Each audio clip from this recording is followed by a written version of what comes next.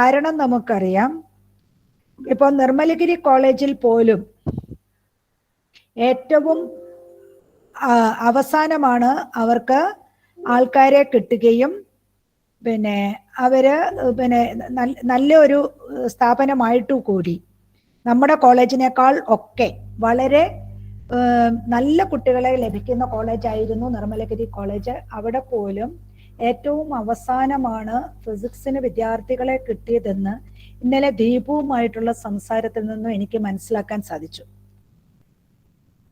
SES കോളേജിലെ ഒരു സാഹചര്യം എന്ന് പറയുന്നത്, നമ്മൾ മലയോര മേഖലയിലെ ഒരു കോളേജാണ്.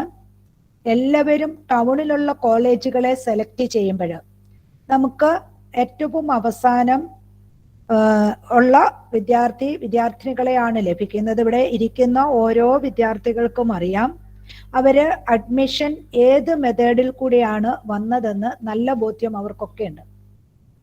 അപ്പോൾ അങ്ങനെയുള്ള ഒരു സാഹചര്യത്തിൽ നമുക്ക് ക്ലാസ്സുകൾ വൈകി എന്നുള്ളത് ഒരു യാഥാർത്ഥ്യം തന്നെയാണ്.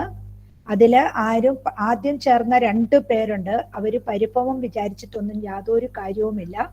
നമ്മുടെ ഒരു സാഹചര്യം അങ്ങനെയായിരുന്നു. എങ്കിലും ഇപ്പോഴും 21 കുട്ടികളെ നമുക്കായിട്ടുള്ളൂ. നമ്മുടെ സ്ട്രെങ്ത് 39 പേരാണ്. അത് മാനേജ്മെന്റ് കോട്ട, SC ST മെറിറ്റിലെ കുട്ടികൾ ചേർന്നിട്ടുണ്ട്. മറ്റ് റിസർവേഷൻ ഉള്ള കുട്ടികളാണ് ചേരാത്തത്. ആ ഒരു സിറ്റുവേഷനിലാണ് നമ്മൾ ഇന്ന് ഇവിടെ ഒരു ബ്രിഡ്ജ് കോഴ്സിന്റെ ഉദ്ഘാടനം ഇവിടെ നടത്തുന്നത്. ഏതായാലും 10-ാം തീയതി കൊണ്ട് നമ്മുടെ അഡ്മിഷൻ പൂർത്തിയാകും. അത് കഴിഞ്ഞ് നമുക്ക് ആൾക്കാരുണ്ടാവില്ല എന്നുള്ളത് ഒരു വാസ്തവം തന്നെയാണ്. ഇനിയും ഒത്തിരി ഉള്ളതല്ല, ഉള്ളത് പതിരില്ലാത്തതാകുക എന്നുള്ളതാണ് ഒരു ഡിപ്പാർട്ട്മെന്റിനെ സംബന്ധിച്ചിടത്തോളം ഏറ്റവും വലിയ കാര്യം. SES കോളേജിൽ ചേർന്ന ഈ 21 പേരെയും അവിടെ അഡ്മിഷനിൽ ചേർത്ത ഒരു അധ്യാപിക എന്ന നിലയിൽ എനിക്ക് പറയാൻ സാധിക്കും, നിങ്ങൾ ആരും അത്ര മോശക്കാരൊന്നുമല്ല. ഇനിയും വളരെ സന്തോഷത്തോടു കൂടി ഒരു സത്യവും കൂടി നിങ്ങളെ ബോധ്യപ്പെടുത്താൻ ഞാൻ ആഗ്രഹിക്കുന്നു. എല്ലാ വർഷവും SES കോളേജിലെ സിറ്റുവേഷൻ ഇത് തന്നെയാണ്. എന്നാൽ ഈ സിറ്റുവേഷൻ ഉണ്ടായിരുന്ന സാഹചര്യത്തിൽ നിന്നും നമ്മൾ കഴിഞ്ഞ വർഷങ്ങളിലൊക്കെ കണ്ണൂർ യൂണിവേഴ്സിറ്റിയുടെ കഴിഞ്ഞ വർഷം 2ാം സ്ഥാനം, കഴിഞ്ഞതിൻ്റെ മുമ്പിലത്തെ വർഷം 3ാം സ്ഥാനമൊക്കെ നേടിയെടുത്തിട്ടുണ്ടെങ്കിൽ അത് SES കോളേജിലെ വിദ്യാർത്ഥികളും അധ്യാപകരും പ്രിൻസിപ്പളും മാനേജ്മെന്റും ഒക്കെ ഒന്നിച്ചു ചേർന്നുള്ള കൂട്ടായ കഠിന പ്രയത്നത്തിൻ്റെയും പരസ്പര സഹകരണത്തിൻ്റെയും പരസ്പര സ്നേഹത്തിൻ്റെയും ഒക്കെ ഉള്ള ഒരു റിസൾട്ട് തന്നെയാണ് എന്ന് ഈ അവസരത്തിൽ ഞാൻ പറയുന്നു. ഇനിയും ഈ 21 പേരും സ്പോട്ട് അഡ്മിഷനിലോ അല്ലാതെയൊക്കെ മാനേജ്മെന്റ് കോട്ടയിലോ ഒക്കെ ചേർന്നവരാവാൻ 2 പേര് മെറിറ്റ് ചേർന്നവരുണ്ട് ആദ്യത്തിൻ്റെ അത്. അങ്ങനെ ചേർന്നവര് നിങ്ങൾ മോശക്കാരാണെന്നുള്ള ധാരണയൊന്നും വേണ്ട. ഞാൻ ഈ മെയ് 31 പടിയിറങ്ങും. പക്ഷേ എന്നേക്കാൾ സുരക്ഷിതമായ കരങ്ങളിലാണ് നിങ്ങളെ ഞാൻ ഏൽപ്പിച്ചു പോകുന്നതെന്ന് വളരെ ആത്മാഭിമാനത്തോടെ പറയാൻ സാധിക്കുമെന്നാണ് ഞാൻ പറയുന്നത്.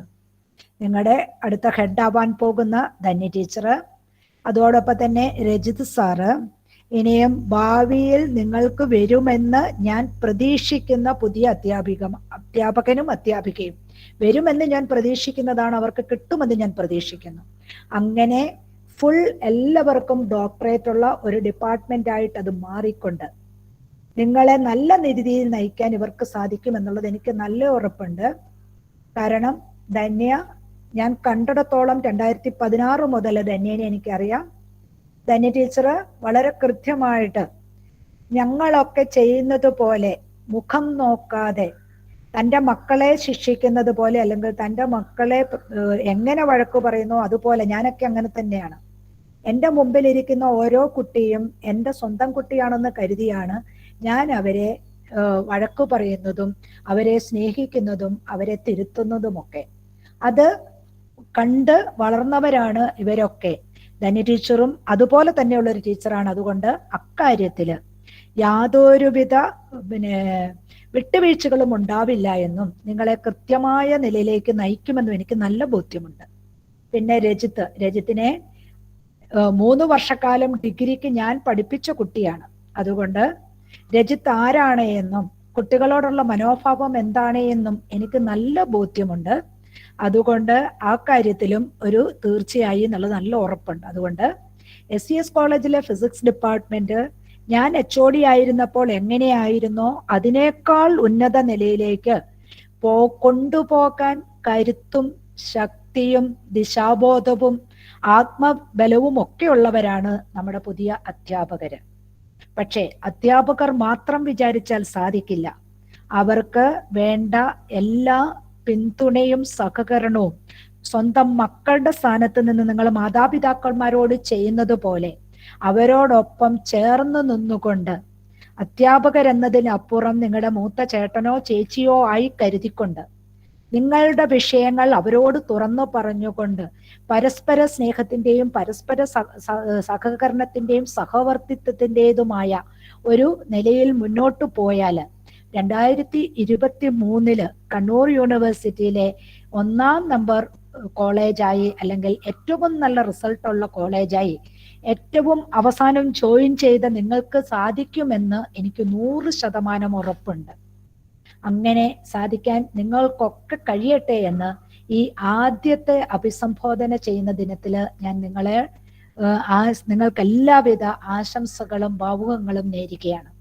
ഇനിയും നിങ്ങളെ ഫിസിക്സിന്റെ ലോകത്തിലേക്ക് ആദ്യത്തെ ദിവസം തന്നെ കൈപിടിച്ചുയർത്താൻ എന്തുകൊണ്ടും കണ്ണൂർ യൂണിവേഴ്സിറ്റിയുടെ കീഴിലെ ഏറ്റവും അനുയോജ്യനായ ഒരു വ്യക്തിയെ തന്നെയാണ് ഞാൻ കണ്ടെത്തിയിരിക്കുന്നത്.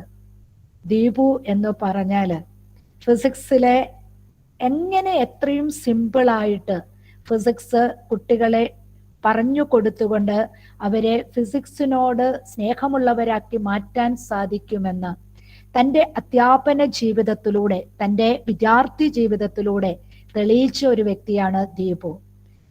സർ സെയ്ദ് കോളേജിലെ ഡിഗ്രി PG പഠനകാലത്ത് എന്നെയൊക്കെ കൈപിടിച്ചുയർത്തിയ അധ്യാപകരുടെ ശിഷ്യനായി ഞാനൊക്കെ സർവീസിൽ വരുമ്പോൾ സീനിയറായിട്ടുണ്ടായിരുന്ന അധ്യാപകർ ദീപുവിനെ പഠിപ്പിച്ചവരാണ്.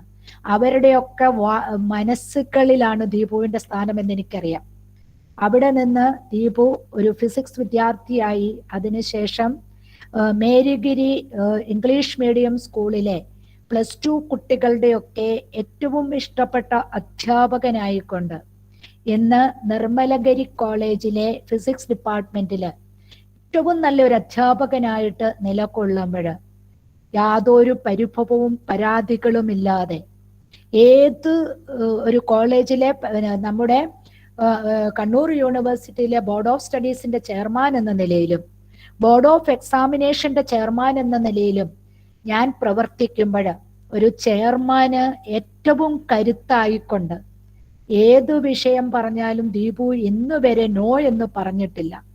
വയനാട് ജില്ല മുതൽ കാസർഗോഡ് ജില്ല വരെയുള്ള കോളേജുകളിൽ പ്രാക്ടിക്കൽ എക്സാമിന് പോകാൻ ചോദിക്കുമ്പോൾ യാതൊരു പരിപതിയും പറയാതെ തൻ്റെ സ്വതസിദ്ധമായ ചിരിയിലൂടെ ആ ഉത്തരവാദിത്വം ഏറ്റെടുത്തുകൊണ്ട് ഒരു അധ്യാപിക എന്ന നിലയിൽ എൻ്റെ മനസ്സിലൊക്കെ ഏറ്റവും സ്ഥാനം നേടിയ ഒരു ജൂനിയർ അധ്യാപകനാണ് ദീപു.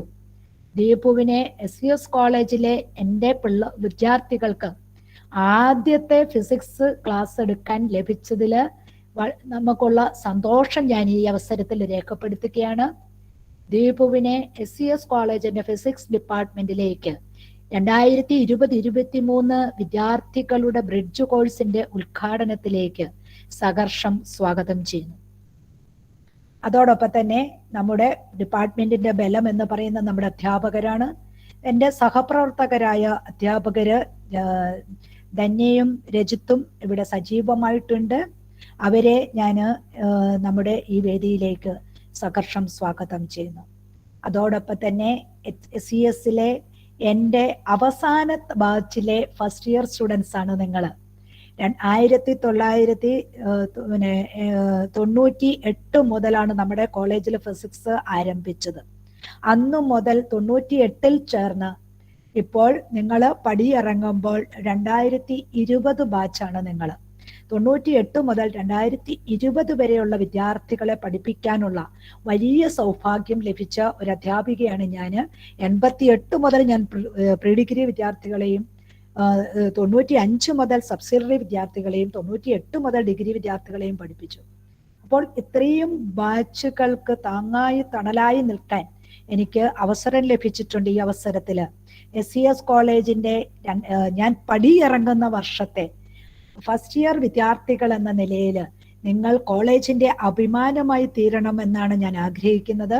അതിന് നിങ്ങൾക്ക് കഴിയട്ടെ എന്ന് ആശംസിക്കുന്നു. അതുപോലെ തന്നെ SES കോളേജിന്റെ മണ്ണിലേക്ക്, SES കോളേജിന്റെ ഫിസിക്സ് ഡിപ്പാർട്ട്മെന്റിലേക്ക് നിങ്ങളെ എല്ലാവരെയും സഹർഷം സ്വാഗതം ചെയ്തുകൊണ്ട് ഉദ്ഘാടനം നിർവഹിക്കുന്നതിനായി പ്രിയപ്പെട്ട ദീപു സാറിനെ ക്ഷണിച്ചുകൊണ്ട് എൻ്റെ വാക്കുകൾ ഞാൻ നിർത്തുന്നു. നന്ദി, നമസ്കാരം. ദീപു. Teacher, good afternoon.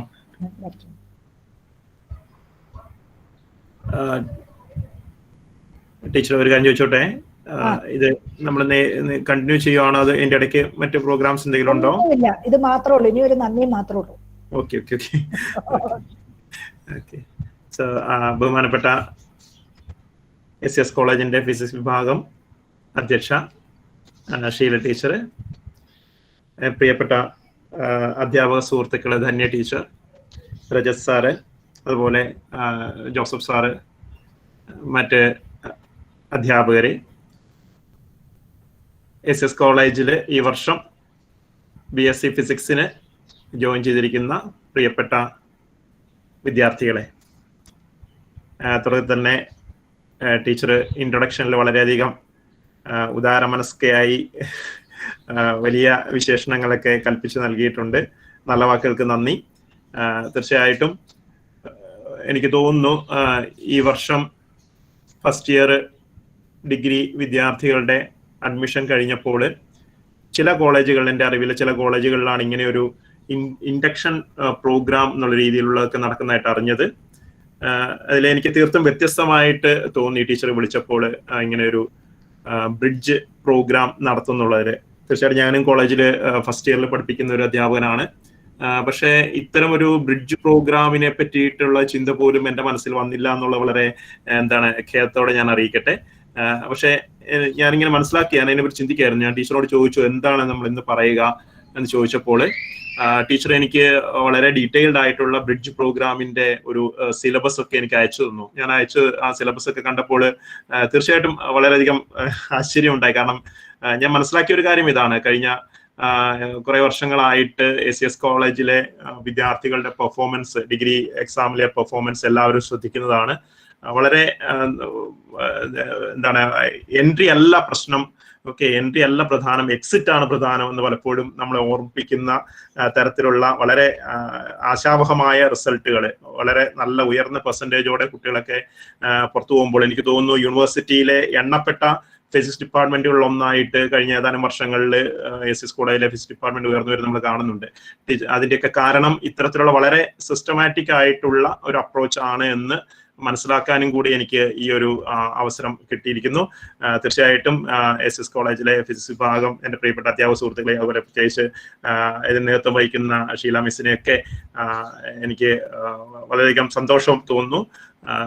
ഇതൊരു മോഡലായിട്ട് തന്നെ എടുക്കാൻ ആഗ്രഹിക്കുകയാണ്. തീർച്ചയായിട്ടും വരും വർഷങ്ങളിൽ കോളേജിലും ഒക്കെ ഇത്തരത്തിലുള്ള കാര്യങ്ങളോട് തുടങ്ങണമെന്നൊക്കെ ഒരു ആഗ്രഹം, നല്ലത് കാണുമ്പോഴാണ് നമ്മളെല്ലാം പഠിക്കുക.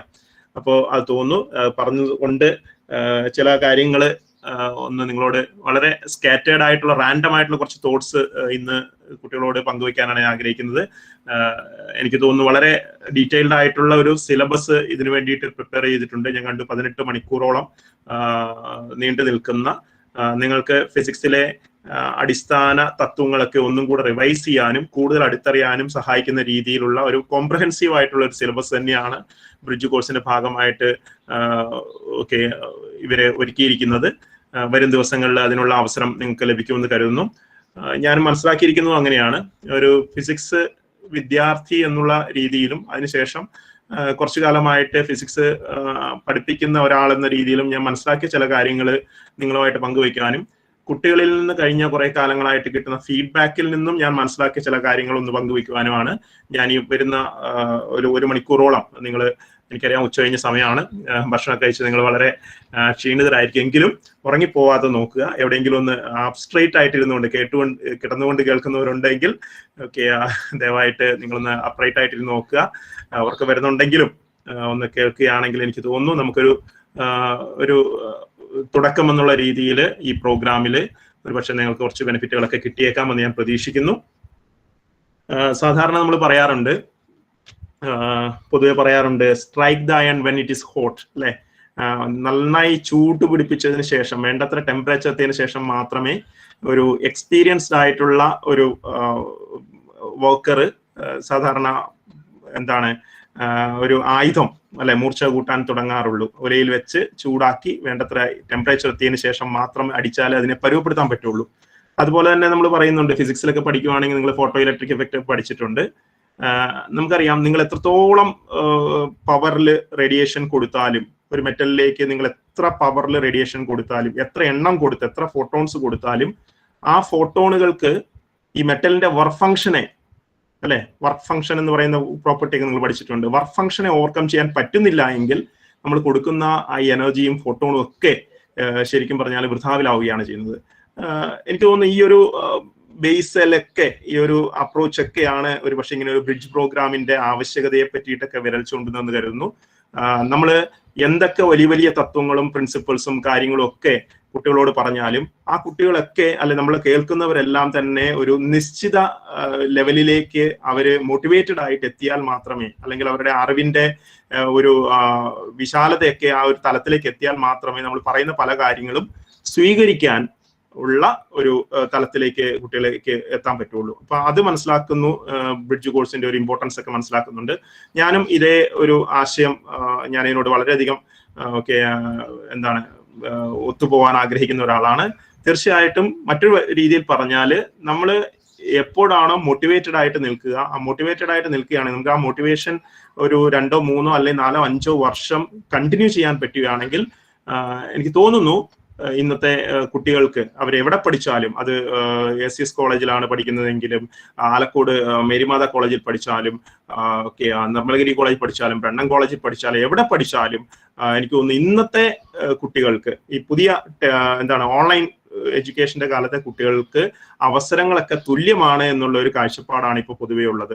അതെന്താണ് അങ്ങനെ എന്നുള്ളത് നിങ്ങൾക്ക് തന്നെ അറിഞ്ഞിരിക്കും. പക്ഷെ എന്തിലും എനിക്ക് തോന്നുന്നു കുറച്ച് ഒന്ന് ഓറിയന്റഡ് ആയിട്ട് പോകാൻ വേണ്ടിയിട്ട് ഞാനൊരു പ്രസന്റേഷൻ ഉപയോഗിക്കാൻ ആഗ്രഹിക്കുകയാണ്. ജസ്റ്റ് 1-2 മിനിറ്റുകൾക്കുള്ളിൽ ഞാൻ പ്രസന്റേഷൻ നിങ്ങൾക്ക് ഒന്ന് ജസ്റ്റ് പ്രസന്റ് ചെയ്യുന്നതാണ്.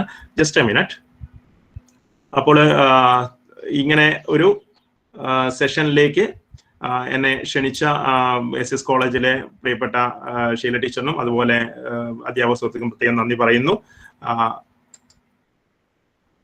ഈ സ്ക്രീന് നിങ്ങൾക്ക് കാണുന്നുണ്ടോ എന്ന് നോക്കണേ.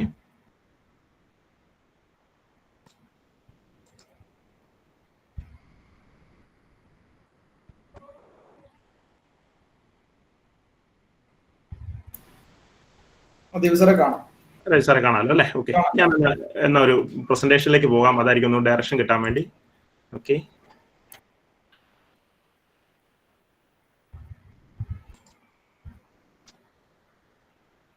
ഞാൻ ചില പൊതുവായ കാര്യങ്ങൾ മാത്രം ഡിസ്കസ് ചെയ്യാനാണ് ഈ ഒരു സെഷൻ ഉപയോഗിക്കുന്നത്. തീർച്ചയായിട്ടും നിങ്ങൾക്ക് ഒരുപക്ഷെ ഒരു ഓറിയന്റേഷൻ എന്നുള്ള രീതിയിലാണ് ആഗ്രഹിക്കുന്നത്.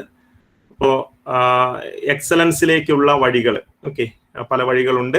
അതിൽ എക്സലൻസ് പോലും വെൽ ഡിഫൈൻഡ് അല്ല എങ്കിൽ പോലും എക്സലൻസിലേക്കുള്ള വഴികൾ എന്നുള്ള രീതിയിലാണ് ഈ ഒരു പ്രസന്റേഷൻ തയ്യാറാക്കിയിരിക്കുന്നത്. ഞാൻ ഒരു ചോദ്യം നിങ്ങളുടെ മുമ്പിൽ വെക്കാൻ ആഗ്രഹിക്കുകയാണ്. ഇവിടെ ഇരിക്കുന്ന 22ഓ 23ഓ ഫസ്റ്റ് ഇയർ വിദ്യാർത്ഥികൾ, നിങ്ങൾ 12 അല്ലെ 14 വർഷത്തെ ഔപചാരിക വിദ്യാഭ്യാസം കഴിഞ്ഞ് കോളേജിൽ അല്ലെ കലാലയ ജീവിതത്തിലേക്ക് എത്തിയവരാണ്. നിങ്ങളോട് ഒരു ചോദ്യം ഇതാണ്, നിങ്ങൾ മനസ്സിൽ ഇതിന്റെ ഉത്തരങ്ങൾ സ്വന്തം കണ്ടെത്തിയാൽ മതിയാവും. ചോദ്യം ഇതാണ്, ഇത്രയും വർഷത്തെ നിങ്ങളുടെ അനുഭവം കൊണ്ട് നിങ്ങൾ വിശ്വസിക്കുന്നു, do your genes decide your future? അതാണ് ഒരു ചോദ്യം. നിങ്ങളുടെ ജീനുകളാണ് നിങ്ങളുടെ ഭാവി നിർണ്ണയിക്കുന്നത് എന്ന് നിങ്ങൾ വിശ്വസിക്കുന്നുണ്ടോ എന്നുള്ളതാണ് ചോദ്യം. ഒരുപക്ഷെ തുടക്കത്തിലെ ഒരു വലിയ ചോദ്യം ചോദിക്കുന്നത് നിങ്ങളെ ബുദ്ധിമുട്ടിക്കാനല്ല. ഇതാണ് എന്താ ഈ സെഷന്റെ ഒരു ടേക്ക് ഹോം എന്ന് പറയുന്നത്. ഇതിന്റെ ഉത്തരം നിങ്ങൾ കണ്ടെത്തുക എന്നുള്ളതാണ് ഞാൻ ആഗ്രഹിക്കുന്നത്. Do your genes decide your future. നിങ്ങളുടെ പാരമ്പര്യങ്ങൾ, നിങ്ങളുടെ സാമൂഹിക ചുറ്റുപാടുകൾ, അല്ലെങ്കിൽ നിങ്ങളുടെ സാമ്പത്തികമായിട്ടുള്ള ചുറ്റുപാടുകൾ, നിങ്ങളുടെ ഫാമിലി കണ്ടീഷൻസ്, ഇതൊക്കെയാണോ നിങ്ങളുടെ ഭാവിയെ നിർണ്ണയിക്കുന്നത്, അല്ലെ ഇവയാണ് നിങ്ങളുടെ ഭാവിയെ നിർണ്ണയിക്കുന്നതെന്ന് നിങ്ങൾ വിശ്വസിക്കുന്നുവോ എന്നുള്ളതാണ് ചോദ്യം. ഓക്കെ, നിങ്ങൾക്ക് നിങ്ങളുടേതായ ഉത്തരങ്ങൾ ഉണ്ടാവാം. നമ്മൾ പലപ്പോഴും പല രീതിയിലും എക്സ്ക്യൂസസ് കണ്ടെത്താൻ വളരെ എളുപ്പമുള്ള ആൾക്കാരാണ്. ഓക്കെ, ഏതായാലും എനിക്ക് തോന്നുന്നു ഈ ഉത്തരങ്ങൾ നമുക്കൊന്ന് തേടാം. പൊതുവെ ചുറ്റുപാടുകളിലേക്ക് നോക്കുക എന്നുള്ളതാണ് നമ്മൾ സാധാരണ ചോദ്യങ്ങൾക്കുള്ള ഉത്തരം കണ്ടെത്താനുള്ള ഏറ്റവും നല്ല വഴിയായിട്ട് സയൻസ് നമ്മളെ പഠിപ്പിക്കുന്നത്. അതുകൊണ്ട് തന്നെ ചില ചോദ്യങ്ങൾ നമുക്കറിയാം. ഇന്ന് ലൈഫ് നമ്മൾ മുമ്പോട്ടേക്ക് കൊണ്ടുപോകുമ്പോൾ 3 ലെവൽസ് ആയിട്ടാണ് നമ്മുടെ ലൈഫിന്റെ അച്ചീവ്മെന്റിനെയൊക്കെ നമ്മൾ തരംതിരിക്കാറുള്ളത്, അല്ലെ സോഷ്യൽ സയന്റിസ്റ്റുകളൊക്കെ പറയാറുള്ളത്. ഒന്ന്, സാധാരണ ഒരു വ്യക്തിയെ സംബന്ധിച്ചിടത്തോളം ഏറ്റവും പ്രാഥമികമായിട്ടുള്ള ഒരു റിക്വയർമെന്റ് എന്ന് പറയുന്ന അവരുടെ ബേസിക് നീഡ്സ്, അല്ലെ ബേസിക് നീഡ്സ് എന്ന് പറയുന്നത് എന്താണ്? നമ്മൾ ബേസിക് നീഡ്സിന്റെ ഒക്കെ ഡെഫിനേഷൻസ് പോലും മാറിക്കൊണ്ടേയിരിക്കുന്നു കാലക്രമേണ. നമ്മുടെ അടിസ്ഥാനപരമായ ആവശ്യങ്ങൾ നിറവേറ്റുക എന്നുള്ളതായിരുന്നു സാധാരണ ഒരു വ്യക്തിയുടെ, വളരെ പഴയ കാലഘട്ടത്തിൽ, അതാണ് ഇൻഡസ്ട്രിയൽ റവല്യൂഷനൊക്കെ മുൻപുള്ള ഒരു പവർട്ടിയുടെ ഒക്കെ കാലഘട്ടത്തിൽ സ്വന്തമായി ഭക്ഷണം ലഭിക്കുക, 3 നേരം എന്നുള്ള പോലും വലിയ ആർഭാടമായിരുന്നു ഒരു കാലത്ത്. ഭക്ഷണം ലഭിക്കുക, സുരക്ഷിതമായി തങ്ങാൻ ഒരു പാർപ്പിടം ഉണ്ടാവുക, നാണം മറയ്ക്കാൻ വസ്ത്രം ഉണ്ടാവുക എന്നുള്ളതൊക്കെ ആയിരുന്നു ബേസിക് നീഡ്സ്. കുറെ ഒരു 10, 50, 60 വർഷം മുൻപൊക്കെ ഇതായിരുന്നു ബേസിക് നീഡ്സ് എന്ന് പറയുന്നത്. ഇന്ന് ബേസിക് നീഡ്സ് എന്നുള്ളതിന്റെ ഡെഫിനിഷൻ പോലും മാറിയിട്ടുണ്ടാവും, അല്ലെ? ഇന്ന് നമുക്ക് ഭക്ഷണവും പാർപ്പിടവും വസ്ത്രവും മാത്രം ലഭിച്ചാൽ നമ്മുടെ ബേസിക് നീഡ് പൂർത്തിയായി കരുതാൻ പറ്റില്ല. മിനിമം ഒരു കാര്യം കൂടി നമുക്ക് വേണ്ടി വരും ഇന്നത്തെ പ്രത്യേക സാഹചര്യം. നമുക്കറിയാം, ഡേറ്റ. ഓക്കെ, ഒരു latest addition to basic need ആയിട്ട് കരുതപ്പെടുന്നതാണ് ഡേറ്റ. നമുക്ക് ഒരു ദിവസം കഴിഞ്ഞു പോകണമെങ്കിൽ മിനിമം ഒരു 1 GB, അല്ലെ? ഓൺലൈൻ ക്ലാസ് ഒക്കെ അറ്റൻഡ് ചെയ്യണമെങ്കിൽ നിങ്ങൾ കാണും 2 GB എങ്കിലും മിനിമം ഡേറ്റ വേണം. അപ്പൊ ബേസിക് നീഡ്സ് നേടുക എന്നുള്ളതാണ് ഒരു വ്യക്തിയുടെ ഏറ്റവും അടിസ്ഥാനപരമായ അച്ചീവ്മെന്റ് ആയിട്ട് കരുതിയിരുന്നത്. പക്ഷെ നമുക്കറിയാം കാലക്രമേണ നമ്മൾ ഈ പറഞ്ഞ പോലെ ഇൻഡസ്ട്രിയൽ റവല്യൂഷൻ ഒക്കെ കഴിഞ്ഞപ്പോഴത്തേക്ക് ഈ ഒരു നീഡിന്റെ ലെവൽ ഒന്നുകൂടെ വർദ്ധിച്ചു. നമ്മുടെ ബേസിക് നീഡ്സ് ഒക്കെ ഏകദേശം മീറ്റ് ചെയ്യാൻ തുടങ്ങിയപ്പോൾ അടുത്ത ഒരു ലെവൽ ഓഫ് അറ്റൈൻമെന്റ് എന്ന് കരുതപ്പെടുന്നത് ബെറ്റർ സ്റ്റാൻഡേർഡ് ഓഫ് ലിവിംഗ് എന്നുള്ളതാണ്. ബെറ്റർ സ്റ്റാൻഡേർഡ് ഓഫ് ലിവിംഗ് എന്ന് പറയുമ്പോൾ നമുക്കറിയാം ഒരു ലെവൽ ഓഫ് വെൽത്ത്, അല്ലെ? നമ്മുടെ സമ്പത്ത്, നമുക്ക് സ്ഥിരമായിട്ടുള്ള ഒരു വരുമാനം കിട്ടുക, ഒരു കംഫർട്ടബിൾ ആയിട്ടുള്ള ഒരു ജീവിതം എന്നൊക്കെയുള്ളതാണ് സ്റ്റാൻഡേർഡ് ഓഫ് ലിവിംഗ് കൊണ്ട് ഉദ്ദേശിക്കുന്നത്.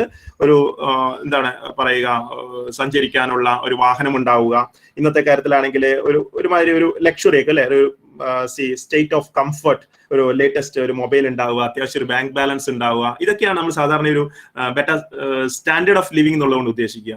എനിക്ക് തോന്നുന്നു ഒരു പക്ഷേ നിങ്ങൾ ഇവിടെ ഇരിക്കുന്ന എന്റെ മുമ്പിൽ നിന്ന് വെർച്വൽ ആയിട്ട് എന്നെ ശ്രവിക്കുന്ന ഈ കുട്ടികളുടെ 22 അല്ലെങ്കിൽ 25 വിദ്യാർത്ഥികളുടെ ജീവിത നിലവാരം എനിക്ക് അറിഞ്ഞുകൂടെ. നിങ്ങൾ പലരും പല നിലവാരത്തിൽ വരുന്നവരാണ്. നിങ്ങൾക്ക് തന്നെ ഒന്ന് ഇവാലുവേറ്റ് ചെയ്യാൻ വേണ്ടിയിട്ടാണ് ഞാൻ ഈ 3 ലെവൽസ് എന്ന് പറയുന്നത്. നിങ്ങൾ ഇതിൽ ഏത് ലെവലിൽ പെടുന്നു എന്ന് നിങ്ങൾക്കൊരു തിരിച്ചറിവുണ്ടാവണം ആദ്യം. ഓക്കെ, നിങ്ങൾ ഏത് ലെവലിലാണ് ഉള്ളത് എന്ന് തിരിച്ചറിഞ്ഞാൽ മാത്രമേ നമുക്ക് എത്രത്തോളം അച്ചീവ് ചെയ്യാനുണ്ട്, അല്ലെ എവിടെ വരെ ഏത് റേഞ്ച് വരെ പോകാനുണ്ട് എന്നുള്ള ഒരു കണക്ക് കൂട്ടല് കൃത്യമായി മാറുകയുള്ളൂ എന്നുള്ളതാണ് മനസ്സിലാക്കുന്നത്. ഓക്കെ, അപ്പൊ ഇതാണ് ബെറ്റർ സ്റ്റാൻഡേർഡ് ഓഫ് ലിവിംഗ്. ഇനി ഇതിന് മുകളിലും ഒരു ലെവലായിട്ടുള്ളതാണ് സോഷ്യൽ എഞ്ചിനീയേഴ്സ് പറയുന്നത്. അതാണ് better quality of life. 3 levels ആയിട്ട് ബ്രോഡായിട്ട് തിരിക്കും. Better quality of life. ഇതൊരു അത്ര ടാൻജിബിൾ അല്ലാത്ത, അത്ര വ്യക്തമായി ഡിഫൈൻ ചെയ്യാത്ത ഒരു ടേമാണ് ക്വാളിറ്റി ഓഫ് ലൈഫ്, അല്ലെ? ജീവിത നിലവാരവും ജീവിതത്തിന്റെ ക്വാളിറ്റി എന്ന് പറയുന്നതും രണ്ടും വ്യത്യസ്തമായിട്ടാണ് പറയുന്നത്. ക്വാളിറ്റി ഓഫ് ലൈഫ് എന്ന് പറയുന്നത് ശരിക്കും actually it is A measure of happiness. നിങ്ങൾ എത്രത്തോളം, നിങ്ങൾ ഏത് അവസ്ഥയിലായിക്കോട്ടെ, നിങ്ങൾ എത്രത്തോളം ഹാപ്പിയാണ്, നിങ്ങൾ എത്രത്തോളം കണ്ടന്റ് ആണ്, നിങ്ങൾ എത്രത്തോളം സന്തോഷവാനായിട്ട് ജീവിക്കും, നിങ്ങളുടെ റിലേഷൻസ് ഒക്കെ എത്ര സ്ട്രോങ് ആണ്, നിങ്ങളെ ഒരു എത്രത്തോളം പീസ്ഫുൾ ആയിട്ട് ജീവിക്കുന്നു എന്ന് പറയുന്ന മറ്റ് സൗകര്യങ്ങളൊക്കെ ഉണ്ടെങ്കിൽ പോലും നമുക്കറിയാം നല്ല സ്റ്റാൻഡേർഡ് ഓഫ് ലിവിംഗ് ഉള്ള ആൾക്ക് പോലും maybe they do not have strong relationships, നല്ല ബന്ധങ്ങൾ ഉണ്ടാവണമെന്നില്ല, ആ സ്റ്റാൻഡേർഡ് ഓഫ് ലിവിംഗിൻ്റെതായ എല്ലാ കാര്യങ്ങളും എൻജോയ് ചെയ്യണമെന്നില്ല. അപ്പോൾ ഇന്ന് ലോകം മുഴുവൻ ഫോക്കസ് ചെയ്യുന്നത് ബേസിക് നീഡ്സ് എന്നുള്ള ആവശ്യങ്ങൾ ഒരുപക്ഷെ നൂറ്റാണ്ടുകൾക്ക് മുൻപ് തന്നെ ചില തലമുറയെങ്കിലും കൈവരിച്ചു കഴിഞ്ഞു. ഒരുപക്ഷെ നിങ്ങളുടെ ഗ്രാൻഡ് പേരൻസിന്റെ ഒക്കെ കാലഘട്ടത്തിലായിരുന്നു ബേസിക് നീഡ്സ് എന്നുള്ള ഒരു നിലവാരം ഒക്കെ ഉണ്ടായിരുന്നത്. ഒരുപക്ഷെ നിങ്ങളുടെ കാലത്തോ അല്ലെങ്കിൽ നിങ്ങളുടെ പേരൻസിന്റെ കാലഘട്ടത്തിലോ വന്നപ്പോൾ ബെറ്റർ സ്റ്റാൻഡേർഡ് ഓഫ് ലിവിംഗ് എന്ന് പറയുന്ന ഒരു അറ്റൈൻമെന്റ് ലെവലിലേക്ക് പലരും എത്തിയിട്ടുണ്ടാവാം. ഇതിൽ ഏറ്റക്കുറച്ചിലുകൾ ഉണ്ടാവാം ഡിപ്പെൻഡിങ് ഓൺ നിങ്ങളുടെ സോഷ്യൽ സ്ട്രാറ്റ. ഓക്കെ, ഇനി തീർച്ചയായിട്ടും ഈ ഒരു നൂറ്റാണ്ടിൽ ജീവിക്കുന്ന നിങ്ങൾ അടങ്ങുന്ന തലമുറ കൂടുതൽ ഫോക്കസ് ചെയ്യുക എന്ന് പറയുന്നത് ബെറ്റർ ക്വാളിറ്റി ഓഫ് ലൈഫാണ്. ഈ ഒരു ബെറ്റർ ക്വാളിറ്റി ഓഫ് ലൈഫ് തേടിയുള്ള അന്വേഷണമാണ് ഇന്ന് നിങ്ങൾക്കറിയാം വിദേശ രാജ്യങ്ങളിലേക്കൊക്കെ നമ്മുടെ മലയാളികളൊക്കെ ധാരാളം കുടിയേറുന്നതും ഒക്കെ അവരവിടെ താമസമാക്കുന്നതും പോകുന്നവരൊന്നും തിരിച്ചു വരാത്തതും ഒക്കെ സ്റ്റാൻഡേർഡ് ഓഫ് ലിവിങ്ങിന്റെ വ്യത്യാസം മാത്രമല്ല, അവിടെ ക്വാളിറ്റി ഓഫ് ലൈഫും കൂടിയാണ്.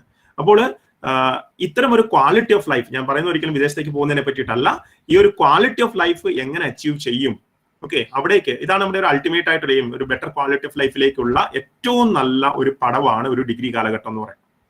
അപ്പൊ നിങ്ങൾ ആദ്യം മനസ്സിലാക്കുക നിങ്ങൾ ഇതിൽ ഏത് ലെവലിലാണ്. ഞാനിത് കുറച്ചുകൂടി വ്യക്തമാക്കി തരാം. നമ്മുടെ ഇന്ത്യൻ കോണ്ടെക്സ്റ്റ് എടുത്താൽ ഞാൻ 3 ചിത്രങ്ങൾ പരിചയപ്പെടുത്തുകയാണ്. ഓക്കെ, ഇതൊരു ഇന്ത്യൻ ഡയസ്പോറയുടെ ഒരു ക്രോസ് സെക്ഷൻസ് ആണ് ഞാൻ കാണിച്ചത്. 3 ചിത്രങ്ങൾ നിങ്ങൾക്ക് കാണാൻ പറ്റും ഇവിടെ അല്ലെ. എക്സ്ട്രീം റൈറ്റില് ടോപ്പില് അല്ലെ നിങ്ങൾക്ക് കാണാം. ഇതൊരു ഇന്ത്യൻ കോണ്ടെക്സ്റ്റ് തന്നെയാണ്. ബേസിക് നീഡ്സ് എന്ന് പറയുന്ന ഫസ്റ്റ് ലെവൽ ഓഫ് പീപ്പിൾ അല്ലെ, എന്താ അല്ലെ, സാധാരണ നിങ്ങൾക്ക് കാണാൻ പറ്റും. ഭക്ഷണം, ഒരു നേരത്തെ സ്വാദിഷ്ടമായ ഭക്ഷണം ലഭിക്കുക എന്ന് പറയുന്നത് തന്നെ ഒരുപക്ഷെ ഒരു ആർഭാടം ആയിട്ട് കരുതപ്പെടുന്ന ഒരു കാറ്റഗറി ഓഫ് പീപ്പിൾ നമുക്ക് നാട്ടിൽ ഇന്നും ഉണ്ട് അല്ലെ. അപ്പൊ ഇത് ആ ഒരു ഫസ്റ്റ് ലെവൽ ഓഫ് റിക്വയർമെന്റ് ആണ്. അതിന്റെ തൊട്ട് ലെഫ്റ്റ് സൈഡിൽ കാണാം ഒരു ന്യൂക്ലിയർ ഫാമിലി അല്ലെ, ഒരു സ്കൂട്ടർ ഫാമിലി എന്നൊക്കെ വിളിക്കാവുന്ന, വളരെ ഹാപ്പിയാണ്. They are happy with what ever they have. Okay, ഒരു ചെറിയ അവരുടെ പുറകില് ഒരു പക്ഷേ റെപ്രസെന്റേറ്റീവ് ആയിട്ട് ഒരു നാനോ കാർ കാണാം അല്ലെ. സ്കൂട്ടറിൽ നിന്നും ഒരു 2 വീലറിൽ നിന്നും ഒരു 4 വീലറിലേക്ക് ഒരു ട്രാൻസിഷൻ ആഗ്രഹിക്കുന്ന ഒരു കുടുംബം. ഓക്കെ, അതാണ് ഒരു മിഡിൽ ക്ലാസ് പോലും നമുക്ക് വിളിച്ചുകൂടാ. സോ അതൊരു വേറൊരു സ്ട്രാറ്റയാണ്. അതിന് താഴെ നമുക്ക് കാണാം വളരെ ഉയർന്ന സാമ്പത്തികമായിട്ട് വരുന്ന, അവരുടെ ക്വാളിറ്റി ഓഫ് ലൈഫ് വളരെ വലുതാണെന്ന് നമുക്ക് പറഞ്ഞുകൂടാ. Okay, because you know about the relationships that matters a lot. പക്ഷെ നിങ്ങൾക്ക് കാണാൻ പറ്റും ഇതൊരു ഡിഫറെന്റ് സ്ട്രാറ്റ ഓഫ് പീപ്പിൾ ആണ്, നമ്മുടെ രാജ്യത്തെ തന്നെ സ്ട്രാറ്റ ഓഫ് പീപ്പിൾ ആണ്. അപ്പോ ചോദ്യം ഇതാണ്, നമ്മൾ ഇതിൽ ഏത് ലെവലിൽ റെപ്രസെന്റ് ചെയ്യുന്നു? തീർച്ചയായിട്ടും ഞാൻ കരുതുന്നു നമ്മൾ ഒരിക്കലും ഞാൻ ആദ്യം പറഞ്ഞ ലെവലിലായിരിക്കില്ല ഒരു പക്ഷേ. ഓക്കെ, ആദ്യം പറഞ്ഞ ലെവലിൽ ഒരിക്കലും നമ്മുടെ കോണ്ടെക്സ്റ്റിൽ, കേരള കോണ്ടെക്സ്റ്റിലൊക്കെ വളരെ അപൂർവം മാത്രമേ ഉള്ളൂ. അപ്പോൾ ഒരു സെക്കൻഡ് ലെവൽ ഓഫ് ഇതിൽ നിന്നും ഒരു ക്വാളിറ്റി ഓഫ് ലൈഫ് എന്ന് പറയുന്ന ഒരു ലെവലിലേക്ക് ഉയരാനുള്ള ഏറ്റവും നല്ല അവസരമാണ് നമ്മുടെ കയ്യിൽ വന്നിരിക്കുന്നത്. അത് മനസ്സിലാക്കുക. വിദ്യാഭ്യാസത്തിന്റെ ഒരു പക്ഷേ നിങ്ങൾ ധാരാളം, ഞാൻ പറഞ്ഞല്ലോ 14 വർഷം നിങ്ങൾ ഔപചാരിക വിദ്യാഭ്യാസ കാലഘട്ടത്തിലൂടെ ധാരാളം ക്ലാസ്സുകളും ടീച്ചേഴ്സിന്റെ കൈകളിലൂടെ കടന്നുപോയവരാണ്. എങ്കിൽ പോലും ഡിഗ്രി കാലഘട്ടത്തിന് അതിൻ്റെതായ പ്രത്യേകതയുണ്ട് എന്ന് ഞാൻ മനസ്സിലാക്കുന്നു. ഇതൊരു ടേണിംഗ് പോയിന്റ് ആണെന്ന് പറഞ്ഞ് നിങ്ങളെ പേടിപ്പിക്കുകയോ ഒന്നും ചെയ്യുന്ന കാര്യമല്ല. ഡിഗ്രി കാലഘട്ടത്തിന്റെ പ്രത്യേകത ഒരു 17 വയസ്സ് വരെ അല്ലെ, 17 അല്ലെങ്കിൽ 18 വയസ്സ് വരെ സ്കൂളിന്റെ സുരക്ഷിതത്വത്തില്, യൂണിഫോമിന്റെ ഒക്കെ ഒരു സുരക്ഷിതത്വത്തില്, അല്ലെങ്കിൽ മാതാപിതാക്കളുടെയും അധ്യാപകരുടെയൊക്കെ പ്രത്യേക ശ്രദ്ധയുടെ കീഴിൽ വളർന്നു വന്നിരുന്ന നിങ്ങൾ സ്വന്തമായി ചിന്തിക്കാനും തന്നെ ആര് ഭരിക്കണമെന്നുള്ള അല്ലെ, തന്റെ ജനപ്രതിനിധിയെ തിരഞ്ഞെടുക്കാനുള്ള വിവേകവും അതിനുള്ള ബോധവും സ്വന്തം തീരുമാനങ്ങൾ എടുക്കാനുള്ള പ്രായവും പക്വതയും എത്തി എന്ന് സമൂഹം വിലയിരുത്തപ്പെടുന്ന ഒരു പ്രായത്തിലേക്ക് നമ്മൾ കടക്കുകയാണ്. അപ്പോൾ ഈ പ്രായത്തിൽ 3 വർഷം 17 അല്ലെങ്കിൽ 18 തൊട്ടിട്ട് 20-21 വയസ്സ് വരെയുള്ള ഡിഗ്രി കാലഘട്ടം ശരിക്കും നിങ്ങളുടെ വ്യക്തിയെ രൂപപ്പെടുത്തുന്നത്. വ്യക്തിയിലെ രൂപപ്പെടുത്തുക എന്ന് പറഞ്ഞാൽ നിങ്ങളുടെ സബ്ജക്റ്റിലുള്ള നോളജിലുള്ള ഫൗണ്ടേഷൻസ് ഉറപ്പിക്കുക, നിങ്ങളുടെ വ്യക്തിത്വത്തെ രൂപപ്പെടുത്തുക, അതുപോലെ സമൂഹത്തിൽ നിങ്ങൾ ഐഡന്റിറ്റി ഉള്ള ഒരു വ്യക്തിയായി മാറുന്ന 3 വർഷങ്ങളാണ് നിങ്ങളൊരു കോളേജിൽ ചെലവഴിക്കാൻ പോകുന്നത്. അപ്പൊ ഈ 3 വർഷം നിങ്ങൾ എങ്ങനെ ചെലവഴിക്കുന്നുള്ളത് തീർച്ചയായിട്ടും നിങ്ങൾ വരാൻ പോകുന്ന 70-80 വർഷം അല്ലെ, നമ്മളൊരു average 100 years of life expectancy എന്നൊക്കെ പറഞ്ഞാൽ വരുന്ന ഒരു 80 വർഷം എങ്ങനെ ജീവിക്കും എന്നുള്ളത് ഒരു പക്ഷേ തീരുമാനിക്കപ്പെടുന്നത് ഞാൻ ഉറച്ചു വിശ്വസിക്കുന്നു. സമീപകാല അനുഭവങ്ങളൊക്കെ പറയുന്നതാണ്. ഡിഗ്രി കാലഘട്ടം, ഒരു വ്യക്തിയുടെ ഡിഗ്രി കാലഘട്ടം സ്വന്തമായ തീരുമാനങ്ങൾ എടുത്തുകൊണ്ട് സ്വയം ഡയറക്ഷനുള്ള ഒരു കാന്തമായി മാറിക്കൊണ്ട് നമ്മൾ പ്രവർത്തിക്കുന്നതായിരിക്കും. പവർ ഓഫ് എഡ്യൂക്കേഷനെ ഒന്ന് ബോധ്യപ്പെടുത്താൻ വേണ്ടിയിട്ട് നിങ്ങൾക്ക് അറിയാം അതിന്റെ കാര്യങ്ങൾ. ഇവിടെ നിങ്ങളൊരു അച്ഛന്റെയും മകന്റെയും പടമാണ് ഇവിടെ ഞാൻ കാണിച്ചിരിക്കുന്നത്. ഒരു പക്ഷേ ഈ അച്ഛനെയും മകനെയും നമുക്ക് ആർക്കും തന്നെ പരിചയം ഉണ്ടാവണമെന്നില്ല. വളരെ ഒരു റാൻഡം ആയിട്ടുള്ള സെലക്ഷനാണ്. പക്ഷെ ഞാൻ ഇനി കാണിക്കാൻ പോകുന്ന അച്ഛനെയും മകനെയും നിങ്ങൾ എല്ലാവരും തന്നെ അത്യാവശ്യം ഒന്ന് പത്രമൊക്കെ വായിക്കുന്ന, മീഡിയ ആയിട്ടൊക്കെ ഒന്ന് കാണുന്ന എല്ലാവരും തന്നെ കണ്ടിട്ടുള്ള പരിചയമുള്ള ഒരു അച്ഛനും മകനുമാണ് ഇവിടെ അല്ലെ. നിങ്ങൾക്കറിയാം, ഏതായാലും മകനെ അറിയില്ലെങ്കിലും അച്ഛനെ അറിയാം. ഡൽഹി ചീഫ് അരവിന്ദ് കെജ്രിവാൾ അല്ലെ. അപ്പോ കേജ്രിവാളിന്റെ മകനായ പുൽകിത് കേജ്രിവാളുമാണ് ചിത്രത്തിലുള്ളത്.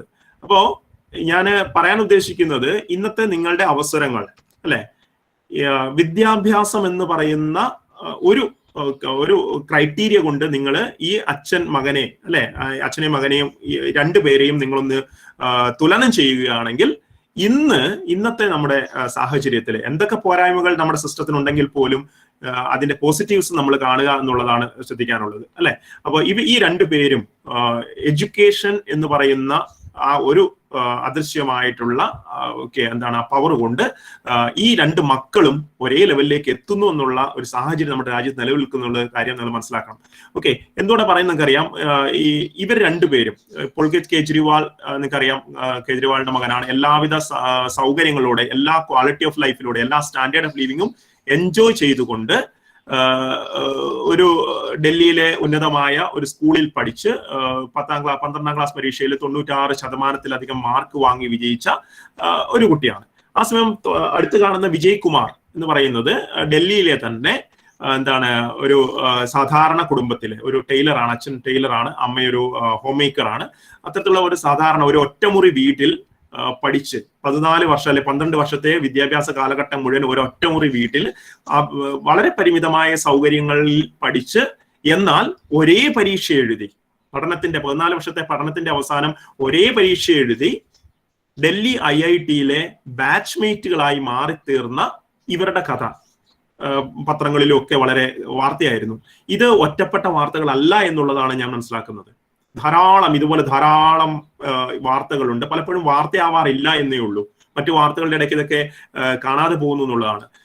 വിദ്യാഭ്യാസം കൊണ്ട് നമുക്കുള്ള അവസരം കൊണ്ട്, നിങ്ങൾക്ക് ലഭിച്ചിരിക്കുന്ന അവസരം കൊണ്ട് എത്രത്തോളം വ്യത്യാസം നമ്മളുടെയൊക്കെ ലോകത്ത് വരുത്താൻ, നിങ്ങളുടെ മാതാപിതാക്കളുടെ ജീവിതത്തിൽ, നിങ്ങളുടെ ജീവിതത്തിൽ വരുത്താൻ നിങ്ങൾക്കുള്ള പവർ മനസ്സിലാക്കിയാൽ ഒരു പക്ഷേ എനിക്ക് തോന്നുന്നു വരാൻ പോകുന്ന 3 വർഷങ്ങൾ ഡിഗ്രി നിങ്ങൾ SCS കോളേജിൽ ചെലവഴിക്കാൻ പോകുന്ന 3 വർഷങ്ങൾ തീർച്ചയായിട്ടും അതൊരു നിങ്ങളുടെ ലൈഫിൽ ടേണിംഗ് പോയിന്റ് ആയി മാറും. നിങ്ങളുടെ ലൈഫിൽ മാത്രമല്ല, നിങ്ങൾ ഒരാളുടെ ലൈഫിൽ ഒരു വ്യത്യാസം വന്നിട്ടുണ്ടെങ്കിൽ നിങ്ങളെ പിന്തുടർന്നു വരുന്ന തലമുറകളുടെ ജീവിതത്തിന്റെ ക്വാളിറ്റി ഓഫ് ലൈഫിനെ തീരുമാനിക്കുന്നുള്ളതാണ്. നിങ്ങൾക്കറിയാം, ഒരു കുടുംബത്തിൽ നിന്നും ഒരാള് പെർമനന്റ് എംപ്ലോയ്മെന്റിലേക്ക് എത്തുക എന്ന് പറഞ്ഞാൽ തീർച്ചയായിട്ടും അത് ആ കുടുംബത്തിന്റെ തലവര തന്നെ മാറ്റിമറിക്കുന്നതാണ്. അപ്പോൾ ഈ ഒരു ബോധ്യമായിരിക്കണം എനിക്ക് തോന്നുന്നു നിങ്ങളെ നയിക്കാനുള്ളത്. അപ്പൊ അത്തരത്തിലുള്ള ഒരു ബോധ്യം തുടക്കത്തിലേ ഉണ്ടാവുക. Stay motivated and stay focused. അതാണ് എനിക്ക് തുടക്കത്തിൽ നിങ്ങളോട് പറയാനുള്ളത്. Until and unless you are motivated and focused, നമ്മൾ 3 വർഷം എവിടെ പഠിക്കുന്നു എന്നുള്ളതിൽ യാതൊരു കാര്യവും ഉണ്ടാവില്ല. നിങ്ങൾക്ക് എത്ര നല്ല അധ്യാപകരെ ലഭിക്കുന്നതിലൊന്നും ഫാക്ടർ ആയിരിക്കില്ല. ഞാൻ നേരത്തെ തുടക്കത്തിൽ പറഞ്ഞ ഓർമ്മ നിങ്ങൾക്ക് അറിയാം അല്ലെ. മെറ്റലിന്റെ വർക്ക് ഫംഗ്ഷൻ ആണ് തീർച്ചയായിട്ടും അതിന്റെ മുകളിൽ എക്സ്റ്റേണൽ ഒരു ഫാക്ടർ ഉണ്ടാക്കാൻ പറ്റുന്ന വ്യത്യാസത്തെ തീരുമാനിക്കുക. ആ വർക്ക് ഫംഗ്ഷൻ കീപ്പ് ചെയ്യാൻ നിങ്ങൾക്ക് പറ്റുന്നുണ്ടെങ്കിൽ, ആ വർക്ക് ഫംഗ്ഷൻ എന്ന് പറയുന്ന ആ ഒരു ഫാക്ടർ നിങ്ങൾക്കത് മെയിൻറ്റെയിൻ ചെയ്യാൻ പറ്റുന്നുണ്ട് എങ്കിൽ തീർച്ചയായിട്ടും നിങ്ങളുടെ ലൈഫിലും ക്വാളിറ്റി ഓഫ് ലൈഫ് എന്ന് പറയുന്ന കാര്യങ്ങളൊക്കെ നിങ്ങൾക്ക് അച്ചീവ് ചെയ്യാൻ പറ്റും. നിങ്ങൾക്ക് ധാരാളം എക്സാമ്പിൾസ് പറയാൻ പറ്റും. പക്ഷെ എനിക്ക് തോന്നുന്നു നമ്മുടെ പരിമിതമായ സമയത്തിനുള്ളിൽ, പോരാത്തന്നെ ഇതൊരു ഓൺലൈൻ വെബിനാറും കൂടി ആയതുകൊണ്ട് നിങ്ങൾക്ക് ഡിഗ്രി പഠന കാലഘട്ടത്തിൽ ഫിസിക്സ് പഠിച്ചുകൊണ്ടിരിക്കുമ്പോൾ തന്നെ ചെയ്യാൻ പറ്റുന്ന ചില കാര്യങ്ങൾ ഒന്ന് ഫോക്കസ് ചെയ്യാൻ വേണ്ടി ഞാൻ ശ്രമിക്കുകയാണ്. നിങ്ങൾക്ക് റോഡ് മാപ്പ് ടു എക്സലൻസ് എന്ന് പറഞ്ഞൊരു 10-11 കാര്യങ്ങൾ ഞാൻ വളരെ വേഗം പറഞ്ഞ് ഈ സെഷൻ അവസാനിപ്പിക്കാമെന്ന് കരുതുന്നു. നിങ്ങൾ ഇപ്പൊ ഏതായാലും ഇന്ന് തൊട്ട് ഫിസിക്സ് കോർ സബ്ജക്റ്റ് ആയിട്ട് എടുത്ത് പഠിക്കാൻ തുടങ്ങുകയാണ്.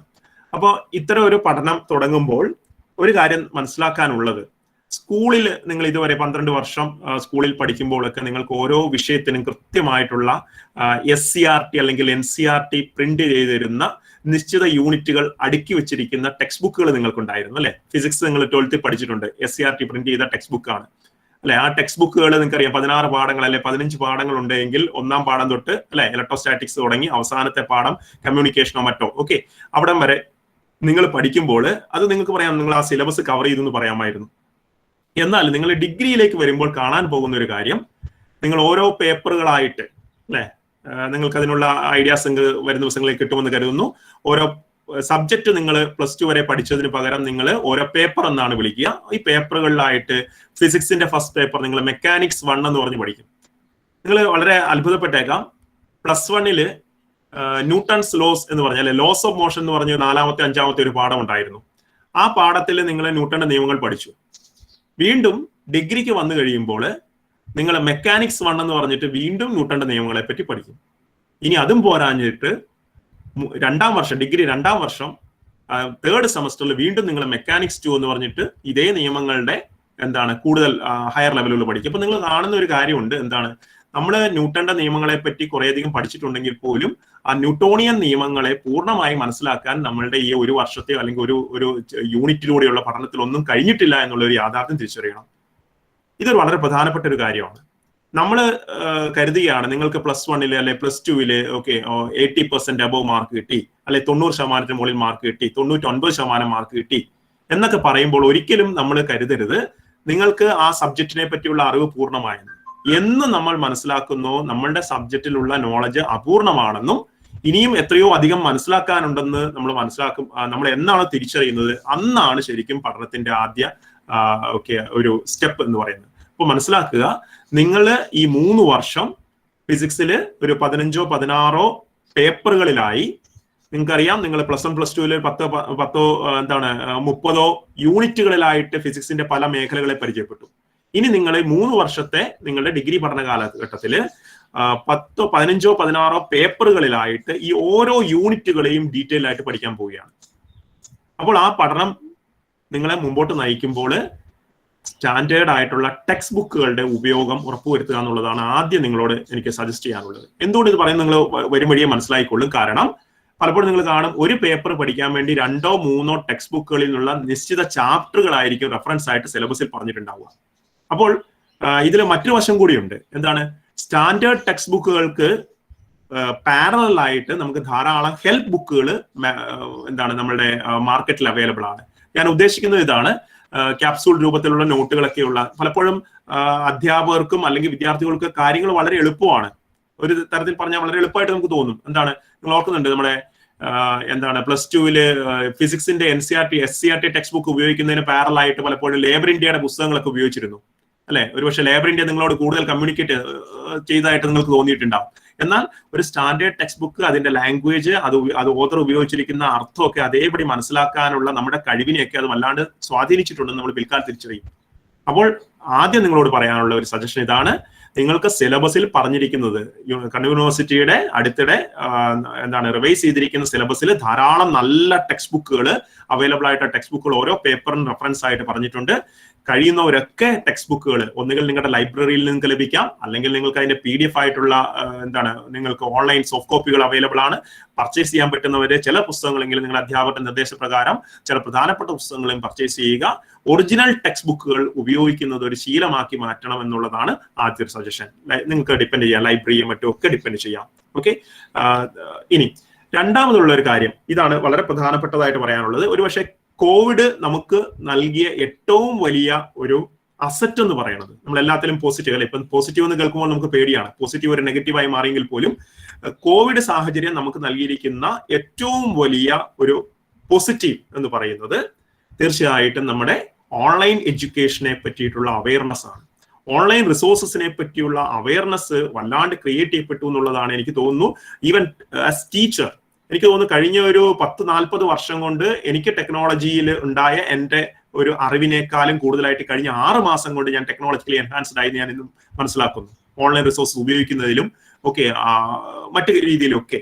അപ്പോൾ ഇന്ന് നിങ്ങളുടെ സ്വന്തം വീട്ടിലിരുന്നു കൊണ്ട്, സ്വന്തം നാടിന്റെ നല്ല കാലാവസ്ഥ അനുഭവിച്ചുകൊണ്ട്, ഹോംലി ഫുഡ് കഴിച്ചുകൊണ്ട്, മാതാപിതാക്കളുടെ സുരക്ഷിതത്വത്തിൽ കഴിഞ്ഞുകൊണ്ട് ലോകത്തിലെ ഏതൊരു ഉന്നത വിദ്യാഭ്യാസ സ്ഥാപനത്തിന്റെയും, അത് അങ്ങ് ഓക്സ്ഫോർഡ് ആയിക്കോട്ടെ, സ്റ്റാൻഫോർഡ് ആയിക്കോട്ടെ, അല്ലെങ്കിൽ MIT ആയിക്കോട്ടെ, ഇനി ഇന്ത്യയിലേക്ക് വരികയാണെങ്കിൽ ഐസറുകൾ ആയിക്കോട്ടെ, അല്ലെങ്കിൽ IIT ആയിക്കോട്ടെ, ഓക്കെ, ഏതൊരു ഉന്നത വിദ്യാഭ്യാസ സ്ഥാപനത്തിലെയും വെർച്വൽ സ്റ്റുഡന്റ് ആവാനുള്ള അവസരം ഇന്ന് നമ്മുടെ മുൻപിലുണ്ട് എന്ന് മനസ്സിലാക്കണം. അപ്പോൾ ഏത് കോളേജിൽ പഠിക്കുമ്പോഴും നമ്മളൊരു വെർച്വൽ സ്റ്റുഡന്റ് അല്ലെ, ഒരു ഗ്ലോബൽ വെർച്വൽ സ്റ്റുഡന്റ് ആവാനുള്ള അവസരം നമ്മുടെ മുമ്പിലുണ്ട് എന്നുള്ളത് തീർത്തും നമുക്ക് വളരെയധികം പ്രതീക്ഷ നൽകുന്ന ഒരു കാര്യമാണ്. അപ്പോൾ ഒരിക്കലും നിങ്ങൾക്ക് ഒരു 10 വർഷം മുൻപുള്ള ഒരു വിദ്യാർത്ഥിക്ക് എന്നും കംപ്ലൈന്റ് പറയാമായിരുന്നു, ഞങ്ങൾ വളരെ ഗ്രാമപ്രദേശത്തുള്ള ഒരു കോളേജിൽ പഠിക്കുന്ന കുട്ടിയാണ്, ഞങ്ങൾക്ക് എക്സ്പോഷർ കിട്ടുന്നില്ല, ഞങ്ങൾക്ക് വേണ്ടത്ര ക്വാളിറ്റി കണ്ടന്റ് ഉള്ള ബുക്കുകൾ കിട്ടുന്നില്ല എന്നൊക്കെ നമുക്ക് പണ്ടൊക്കെ 10 വർഷം മുമ്പൊക്കെ ഞങ്ങൾക്ക് അവകാശപ്പെടാമായിരുന്നു. എന്നാൽ നിങ്ങളുടെ തലമുറയ്ക്ക്, പ്രത്യേകിച്ച് നിങ്ങളുടെ ബാച്ചിൽ, എനിക്ക് തോന്നുന്നു ഈ കോവിഡ് അനന്തര കാലഘട്ടത്തിലെ നിങ്ങളുടെ ബാച്ചിന് ഒരിക്കലും പരാതി പറയാൻ പറ്റാത്ത രീതിയിലുള്ള ഓൺലൈൻ വിപ്ലവം തന്നെ നടന്നു കഴിഞ്ഞു. ഇന്ന് നിങ്ങൾ കണ്ടോളൂ, നിങ്ങൾക്കറിയാം, നിങ്ങൾ ഒരു വർഷം തുടങ്ങി വെച്ചിട്ടുണ്ടാവും, ധാരാളം ഓൺലൈൻ റിസോഴ്സസ് ഉണ്ട്. നിങ്ങൾ നാളെ പഠിക്കാൻ പോകുന്ന, അല്ലെങ്കിൽ നിങ്ങളുടെ സിലബസിൽ പ്രകാരം നിങ്ങളുടെ അധ്യാപകൻ എടുക്കാൻ പോകുന്ന ഒരു ടോപ്പിക്ക് ഒന്ന് യൂട്യൂബിൽ സെർച്ച് ചെയ്ത് നോക്കിയിട്ടുണ്ടെങ്കിൽ എനിക്കൊന്ന് ആയിരക്കണക്കിന് വീഡിയോസ് ലോകത്തുള്ള വിവിധ വിദ്യാഭ്യാസ സ്ഥാപനങ്ങളിലെ അധ്യാപകര് പല രീതിയിലും പ്രസന്റ് ചെയ്തിരിക്കുന്ന സെയിം ടോപ്പിക്കിനെ പറ്റിയുള്ള ആയിരക്കണക്കിന് വീഡിയോസ് നിങ്ങളുടെ വിരത്തുമ്പിൽ ഇന്ന് അവൈലബിൾ ആണ്. ഞാൻ എന്റെ ക്ലാസ് എടുക്കുന്നതിന് മുൻപ് തീർച്ചയായിട്ടും ഞാൻ യൂട്യൂബിൽ ഒന്ന് സെർച്ച് ചെയ്യാറുണ്ട്. കാരണം എന്റെ പുസ്തകത്തിൽ പറയുന്നതിനെ എങ്ങനെയാണ് മറ്റൊരു അധ്യാപകൻ പ്രസന്റ് ചെയ്യുന്നത് അറിയാൻ വേണ്ടിയിട്ട്. പലപ്പോഴും ഞാൻ ചിന്തിക്കുക പോലും ചെയ്യാത്ത, ഒരു 8-10 വർഷമായിട്ട് ഒരേ പേപ്പർ എടുത്തിട്ടും ഞാൻ ഇതുവരെ ചിന്തിക്കുക പോലും ചെയ്യാത്ത രീതിയിൽ വളരെ ക്രിയേറ്റീവായിട്ട് ചില അധ്യാപകര് സബ്ജക്ട് പ്രസന്റ് ചെയ്യുന്നത് കാണുമ്പോൾ എനിക്ക് പലപ്പോഴും തോന്നിയിട്ടുണ്ട്, എന്തുകൊണ്ട് എനിക്ക് ഇങ്ങനെ തോന്നിയിട്ടില്ല, ഇങ്ങനെ ഞാൻ എന്റെ കുട്ടികൾക്ക് പറഞ്ഞു കൊടുത്തിരുന്നുവെങ്കിൽ ഒരു പക്ഷേ ഈ കുട്ടികൾ എത്തേണ്ടിയിരുന്ന സ്ഥലങ്ങളൊക്കെ മാറിപ്പോയിരിക്കില്ലേ എന്നൊക്കെ ചിന്തിച്ചിട്ടുണ്ട്. അപ്പോൾ തീർച്ചയായിട്ടും വളരെ ഇൻട്രസ്റ്റിംഗ് ആയിട്ടുള്ള റിസോഴ്സസ് ഇന്ന് ഓൺലൈനിൽ അവൈലബിൾ ആണ്. നിങ്ങളുടെ നിർദ്ദേശകര് മാത്രമായിട്ട് കോളേജിലെ അധ്യാപകർ മാറുന്ന ഒരു കാലഘട്ടമാണ് നിങ്ങൾ കാണാൻ പോകുന്നത്. അപ്പോൾ ധാരാളം ഓൺലൈൻ റിസോഴ്സുകളുണ്ട്. റിസോഴ്സസിന് ധാരാളം നിങ്ങൾക്ക് നോക്കാൻ പറ്റും. യൂട്യൂബ് നല്ലൊരു സോഴ്സ് ആണ്. അല്ല എങ്കിൽ അറേഞ്ച്ഡ് ആയിട്ട് നിങ്ങൾക്ക് ഇത് പ്ലേലിസ്റ്റ് ആയിട്ട് നിങ്ങൾക്ക് കിട്ടണമെങ്കിൽ ഇന്ത്യ ഗവൺമെന്റിന്റെ സ്വയം എന്ന് പറയുന്ന ഒരു പോർട്ടൽ ഉണ്ട്. NPTEL എന്ന് പറയുന്ന നല്ല സ്റ്റാൻഡേർഡ് വീഡിയോസ് കിട്ടുന്ന പോർട്ടലുണ്ട്. IIT-യിലെ പ്രൊഫസർമാര് ഓരോ വിഷയത്തെ പറ്റിയിട്ടും മണിക്കൂറുകൾ നീണ്ടു നിൽക്കുന്ന ക്ലാസ്സുകൾ നൽകുന്ന NPTEL വീഡിയോസ് ഉണ്ട്. ഇനി പ്രൈവറ്റ് ആയിട്ടുള്ള ഗ്ലോബൽ ആയിട്ടുള്ള ധാരാളം ഓൺലൈൻ പ്ലാറ്റ്ഫോംസ് ഉണ്ട്. കോഴ്സിറ എന്ന് പറയുന്ന പ്ലാറ്റ്ഫോം ഒക്കെ ഏകദേശം 4000-ലധികം കോഴ്സുകൾ ഫ്രീ ആയിട്ട് നൽകുന്നുണ്ട്. ഇപ്പോൾ സർട്ടിഫിക്കറ്റിന് മാത്രം നമ്മൾ പണം അടച്ചാൽ മതി. സർട്ടിഫിക്കറ്റ് വേണ്ടാന്ന് വെച്ചാൽ നിങ്ങൾക്ക് എന്തും പഠിക്കാം.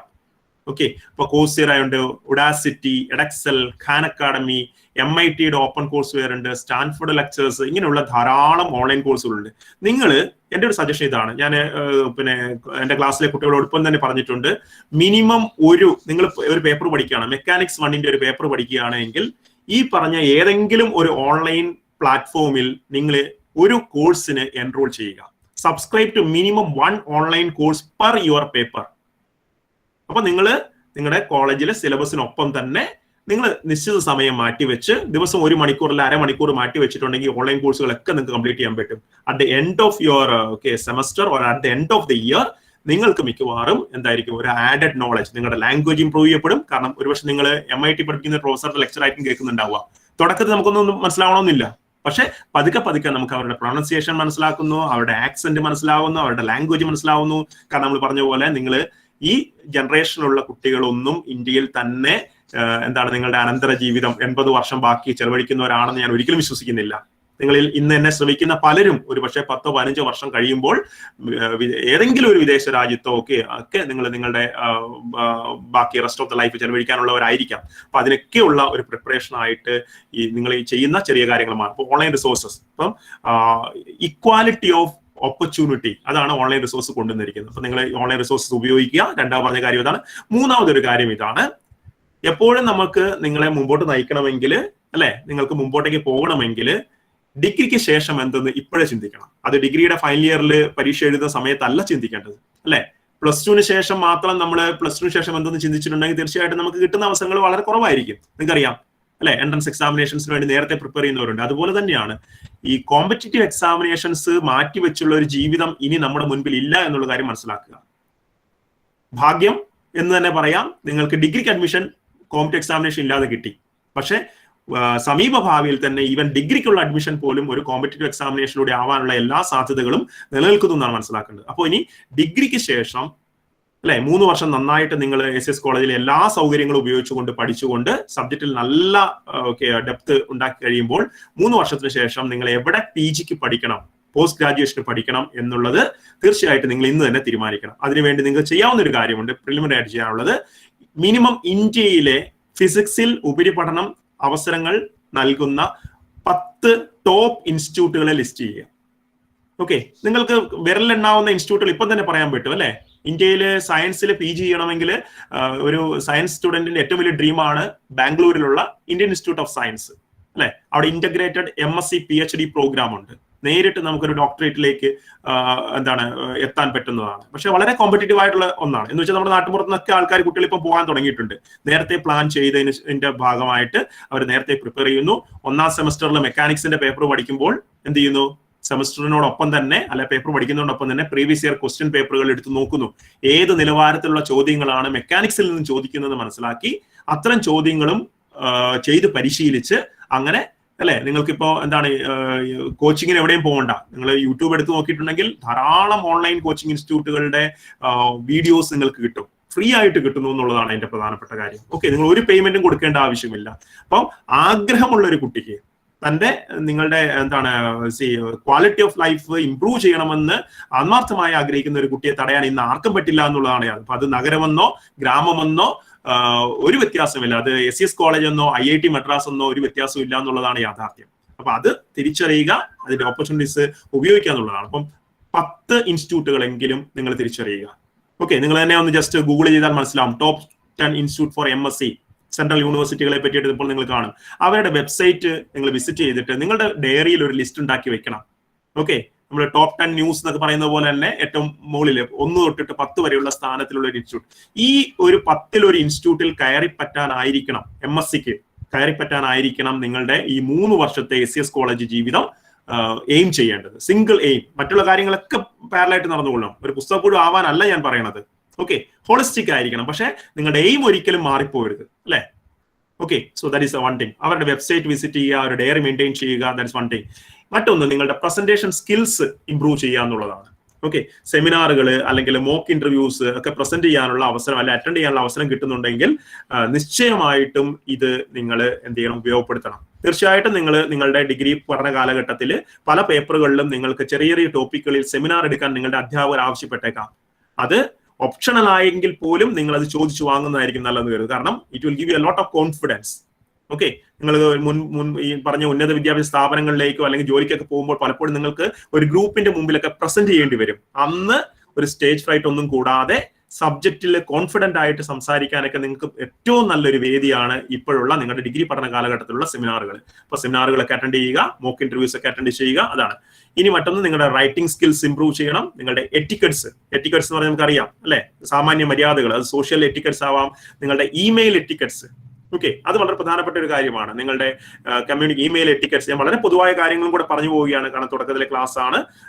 ഓക്കെ, അപ്പൊ അതില് ഒരു ഫിസിക്സിൽ മാത്രമുള്ള അറിവ് കൊണ്ട് ഒരു വ്യക്തി ഇന്നത്തെ കാലഘട്ടത്തിൽ എവിടെയെങ്കിലും എത്തുമെന്ന് ഞാൻ വിശ്വസിക്കുന്നില്ല. കാരണം അതിന്റെ ഒപ്പം തന്നെ മേമ്പൊടിയായിട്ട് കുറെ കാര്യങ്ങൾ കൂടെ വേണം.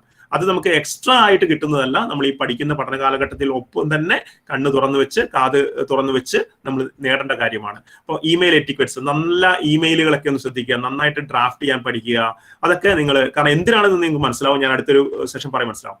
മറ്റൊന്ന് ഇതാണ്, ധാരാളം ഇന്ത്യയിലുള്ള റിസർച്ച് ഇൻസ്റ്റിറ്റ്യൂട്ടുകൾ, ഹയർ എഡ്യൂക്കേഷൻ ഇൻസ്റ്റിറ്റ്യൂട്ടുകൾ സമ്മർ റിസർച്ച് പ്രോഗ്രാമുകൾക്ക് അപേക്ഷ ക്ഷണിക്കും. സമ്മർ റിസർച്ച് പ്രോഗ്രാംസ് എന്ന് പറയുന്നത് നിങ്ങളുടെ ഒരു വെക്കേഷൻ ടൈമിലൊക്കെ 2 മാസം അല്ലെങ്കിൽ 1 മാസം അല്ലെങ്കിൽ 15 ദിവസമൊക്കെ നീണ്ടു നിൽക്കുന്ന പ്രോഗ്രാമുകൾ പല സ്ഥാപനങ്ങളും അപേക്ഷ ക്ഷണിക്കും. അപ്പൊ അവര് മിക്കവാറും നിങ്ങൾക്ക് ട്രെയിൻ ഫെയർ തരും, അവർക്ക് അവരുടെ നിങ്ങളുടെ ഗസ്റ്റ് ഹൗസ്, റെസ്റ്റ് ഹൗസിലൊക്കെ നിങ്ങൾക്ക് താമസത്തിനുള്ള അവസരം തരും.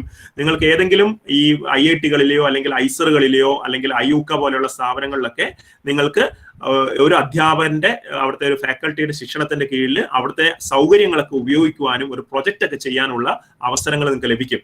അതിന് നിങ്ങൾ നേരിട്ട് തന്നെ എന്ത് ചെയ്യണം, മുൻകൂട്ടി ഞാൻ ഈ പറഞ്ഞ ഇൻസ്റ്റിറ്റ്യൂട്ടുകളുടെ വെബ്സൈറ്റുകൾ വിസിറ്റ് ചെയ്തുകൊണ്ടേയിരിക്കണം. അപ്പോൾ അവര് പ്രോഗ്രാംസ് അനൗൺസ് ചെയ്യും. അപ്പോൾ നേരത്തെ ഫസ്റ്റ് ഇയറിൽ പഠിക്കുമ്പോഴേ മനസ്സിലാക്കിയിരിക്കുക, 3rd ഇയർ ആകുമ്പോൾ ഇങ്ങനെ ഒരു അവസരം ഉണ്ട്. മിക്കവാറും 3ാം വർഷ വിദ്യാർത്ഥികൾക്ക് അവസരം കിട്ടുക. അപ്പോൾ നേരത്തെ മനസ്സിലാക്കിയിരിക്കണം, അതിനുവേണ്ടി ഒരു പ്രൊജക്റ്റ് ഒക്കെ തയ്യാറാക്കിയിരിക്കണം, കൂടുതൽ വായിച്ചിരിക്കണം. അപ്പൊ അതൊക്കെ തയ്യാറാവാനുള്ള ഒരു സമയമാണ്. സമ്മർ റിസർച്ച് പ്രോഗ്രാമുകൾ അറ്റൻഡ് ചെയ്യാന്ന് പറയുന്നത് നിങ്ങളുടെ ലൈഫിൽ സബ്ജക്റ്റിന്റെ കാര്യത്തിൽ വലിയൊരു ടേണിംഗ് പോയിന്റ് ആയിട്ട് മാറും. നല്ല കോൺടാക്ട്സ് ഒക്കെ മെയിൻറ്റെയിൻ ചെയ്യാനുള്ള അവസരം കിട്ടും എന്നുള്ള കാര്യം മനസ്സിലാക്കുക. മറ്റൊരു കാര്യം, നിങ്ങളുടെ വൊക്കാബുലറി അല്ലെ, നിങ്ങളുടെ പദസമ്പത്ത് വർദ്ധിപ്പിക്കണം. അത് സയൻസുകാർ മിനിമം പദസമ്പത്ത് കൊണ്ട് സർക്കസ് കാണിക്കുന്നവരാണെന്ന് പറയാറുണ്ടെങ്കിൽ പോലും നമുക്ക് കമ്മ്യൂണിക്കേഷൻ വളരെ പ്രധാനപ്പെട്ട ഒരു കാലത്തിലേക്കാണ് നമ്മൾ പോകുന്നത്. See that you improve your vocabulary. Okay, ലാംഗ്വേജിലുള്ള പ്രൊഫിഷ്യൻസി എന്ന് പറയുന്നത് നിങ്ങൾക്ക് മറ്റുള്ളവരുടെ മുൻപിൽ സബ്ജക്റ്റിലും അതോടൊപ്പം സബ്ജക്റ്റിന്റെ അറിവ് പ്രകടിപ്പിക്കാൻ നമുക്ക് നല്ല ലാംഗ്വേജ് വേണം. അപ്പൊ അത് പ്രകടിപ്പിക്കാനുള്ള ഒരു അവസരവും കൂടിയാണ്. See that you improve your vocabulary every day. അതുകൊണ്ടാണ് ഞാൻ പറഞ്ഞത് സയന്റിഫിക് വൊക്കാബുലറി ഇംപ്രൂവ് ചെയ്യണം. സയന്റിഫിക് വൊക്കാബുലറി ഇംപ്രൂവ് ചെയ്യുക എന്ന് പറഞ്ഞാൽ എന്താണ്, നിങ്ങൾ നല്ല സ്റ്റാൻഡേർഡ് ടെക്സ്റ്റ് ബുക്കുകൾ വായിക്കുക മാത്രമാണ്. ഫിസിക്സിലൊക്കെ ടീച്ചേഴ്സ് നിങ്ങളോട് പറയും, എനിക്കൊന്ന് മെക്കാനിക്സിൽ ഒരു വളരെ സ്റ്റാൻഡേർഡ് ടെക്സ്റ്റ് ബുക്കാണ് ഇപ്പോൾ ഇൻട്രൊഡ്യൂസ് ചെയ്തിരിക്കുന്നത്, ക്ലെപ്നർ എന്ന് പറയുന്ന. തുടക്കത്തിൽ ഒരു പക്ഷേ നിങ്ങൾക്ക് ആ പുസ്തകം വായിക്കുമ്പോൾ ഒരു അപരിചിതത്വമൊക്കെ തോന്നുമെങ്കിൽ പോലും സ്ഥിരം കണ്ടു കഴിയുമ്പോൾ നമ്മൾ എന്തിനും ഇഷ്ടപ്പെടുന്നത് പോലെ തന്നെ ആ പുസ്തകം കുറെ കഴിയുമ്പോൾ നിങ്ങൾ തേർഡ് സെമസ്റ്റർ ഒക്കെ ആകുമ്പോഴത്തേക്ക് നിങ്ങൾ വളരെ പ്രിയപ്പെട്ടതായി മാറും എന്നാണ് കുട്ടികൾ പറഞ്ഞു കേൾക്കുന്നത്. അപ്പോൾ നല്ല സ്റ്റാൻഡേർഡ് പുസ്തകങ്ങൾ വായിച്ചിട്ട് പദസമ്പത്ത് വർദ്ധിപ്പിക്കുക, അവരെങ്ങനെയാണ് കാര്യങ്ങളെ മിനിമം വാക്കുകളിൽ എങ്ങനെ ഒരു കാര്യത്തെ പറയുന്നു എന്നുള്ളതൊക്കെ മനസ്സിലാക്കുന്നത് നന്നായിരിക്കും. So that is one thing that you have to do. മറ്റൊന്ന് നിങ്ങളുടെ ഞാൻ പറഞ്ഞു കഴിഞ്ഞു, കമ്മ്യൂണിക്കേഷൻ സ്കില്ല് വർദ്ധിപ്പിക്കണം. അത് ലാംഗ്വേജ് സ്കിൽസ് വർദ്ധിപ്പിക്കണം എന്ന് പറയുന്നത് എന്താണ്? റീഡിങ്, റൈറ്റിംഗ്, ലിസണിങ്, ഓക്കെ, അതുപോലെ സ്പീക്കിംഗ്. എന്നാലും ഇപ്പം നിങ്ങളുടെ കമ്മ്യൂണിക്കേഷൻ സ്കില്ല് വർദ്ധിപ്പിക്കാൻ നിങ്ങൾ സാധാരണ കുട്ടികളോടൊക്കെ പറയുന്ന ഒരു കാര്യവും കുട്ടികൾ നന്നായിട്ട് ഉപയോഗപ്പെടുത്തുന്ന ഒരു കാര്യം, നിങ്ങൾ എന്താണ് newsonair.com അല്ലെ, ഓൾ ഇന്ത്യ റേഡിയോയുടെ ഈ ഒരു സൈറ്റ് ഉണ്ട് newsonair.com. അവിടെ മുൻ ദിവസങ്ങളിലെ ന്യൂസുകൾ അതിന്റെ വെർബാറ്റിം എന്ന് പറഞ്ഞാൽ അത് എഴുതുന്നത് ഇവർ നോക്കി വായിക്കുകയാണല്ലോ ചെയ്യുന്നത് അല്ലെ, നമ്മൾ കേൾക്കുക മാത്രം ചെയ്യും. പക്ഷെ അവർ നോക്കി വായിക്കുന്ന ആ പേപ്പറും അതോടൊപ്പം ആ ബുള്ളറ്റിന്റെ ഓഡിയോ ക്ലിപ്പും അവൈലബിൾ ആണ്. ഇതൊരു നല്ല പ്രാക്ടീസ് ആണ്. കുട്ടികൾ സാധാരണ IELTS ഒക്കെ പ്രാക്ടീസ് ചെയ്യുന്ന കുട്ടികളോട് പറയുന്ന കാര്യമാണ്. നിങ്ങൾ newsonair.com എന്ന് പറയുന്ന സൈറ്റിൽ പോയാൽ ഇന്ന് രാവിലെ നടന്ന ഓൾ ഇന്ത്യ റേഡിയോയുടെ ഇംഗ്ലീഷ് ബുള്ളറ്റിൻ, 7:30 ബുള്ളറ്റിൻ ഇന്ന് നോക്കിയാൽ നിങ്ങൾക്ക് കിട്ടും. മിഡ് ഡേ ന്യൂസ് കിട്ടും. അപ്പൊ നല്ല ഗുണം എന്ന് വെച്ചാൽ നിങ്ങൾക്ക് ഈ സാധനം മൊബൈൽ ഓപ്പൺ ആക്കി വെക്കാം. അവർ വായിക്കാൻ നോക്കിയ പ്രോംപ്റ്റ് ചെയ്ത പേപ്പർ എന്ത് ചെയ്യാം, ഓൺ ആക്കി വെക്കാം. ന്യൂസ് കേൾക്കുക. ന്യൂസ് കേൾക്കുമ്പോൾ പലതാണ് ഗുണം. ഒന്ന്, നിങ്ങൾ നല്ല പ്രൊണൗൺസിയേഷൻ കേൾക്കുന്നു എന്നുള്ളതാണ് അല്ലെ, നല്ല ഉച്ചാരണ ശുദ്ധി കേൾക്കും. ഏറ്റവും നല്ല ഉച്ചാരണ ശുദ്ധി ഉള്ളത് റേഡിയോ ന്യൂസ് വായിക്കുന്നവർക്കാണ് പൊതുവെ ആക്സെപ്റ്റ് ചെയ്യപ്പെട്ടിരിക്കുന്ന കാര്യമാണ്. അപ്പം ഉച്ചാരണം. മറ്റൊന്ന്, നിങ്ങൾ അതിന്റെ ആ പുതിയ വാക്കുകൾ വൊക്കാബുലറി ഇംപ്രൂവ് ചെയ്യുന്നു. സയന്റിഫിക് അല്ലെങ്കിൽ പോലും വൊക്കാബുലറി ഇംപ്രൂവ് ചെയ്യുന്നു. മൂന്നാമതൊരു കാര്യം സംഭവിക്കുന്നത് നിങ്ങളുടെ ജനറൽ നോളജ് സ്കിൽസ് അല്ലെ, നിങ്ങളുടെ കറണ്ട് അഫയേഴ്സ് കാര്യങ്ങളൊക്കെ അപ്ഡേറ്റഡ് ആവുന്നു. എന്തുകൊണ്ട് അത് അപ്ഡേറ്റഡ് ആവുന്നു മനസ്സിലാക്കാം. ഫിസിക്സ് പഠിക്കുന്ന ഒരു വിദ്യാർത്ഥി 3 വർഷം കഴിയുമ്പോൾ അവൻ MSc തന്നെ പോകണമെന്ന് യാതൊരു നിർബന്ധമൊന്നുമില്ല. കാരണം ഫിസിക്സ് എന്ന് പറയുന്ന ഒരു പ്രൊഫഷണൽ കോഴ്സായിട്ട് ഇന്ന് വരെ നമുക്ക് പറയാൻ പറ്റുന്നതല്ല. അപ്പോൾ 3 വർഷം ഫിസിക്സ് നന്നായി പഠിക്കുന്ന ഒരു വിദ്യാർത്ഥിയുടെ മുമ്പിലുള്ള ഓപ്ഷൻസ് അനവധിയാണെന്നുള്ള ഒരു തിരിച്ചറിവ് ഉണ്ടാവണം. നിങ്ങൾക്ക് എന്തിലേക്ക് മാറാൻ പറ്റും?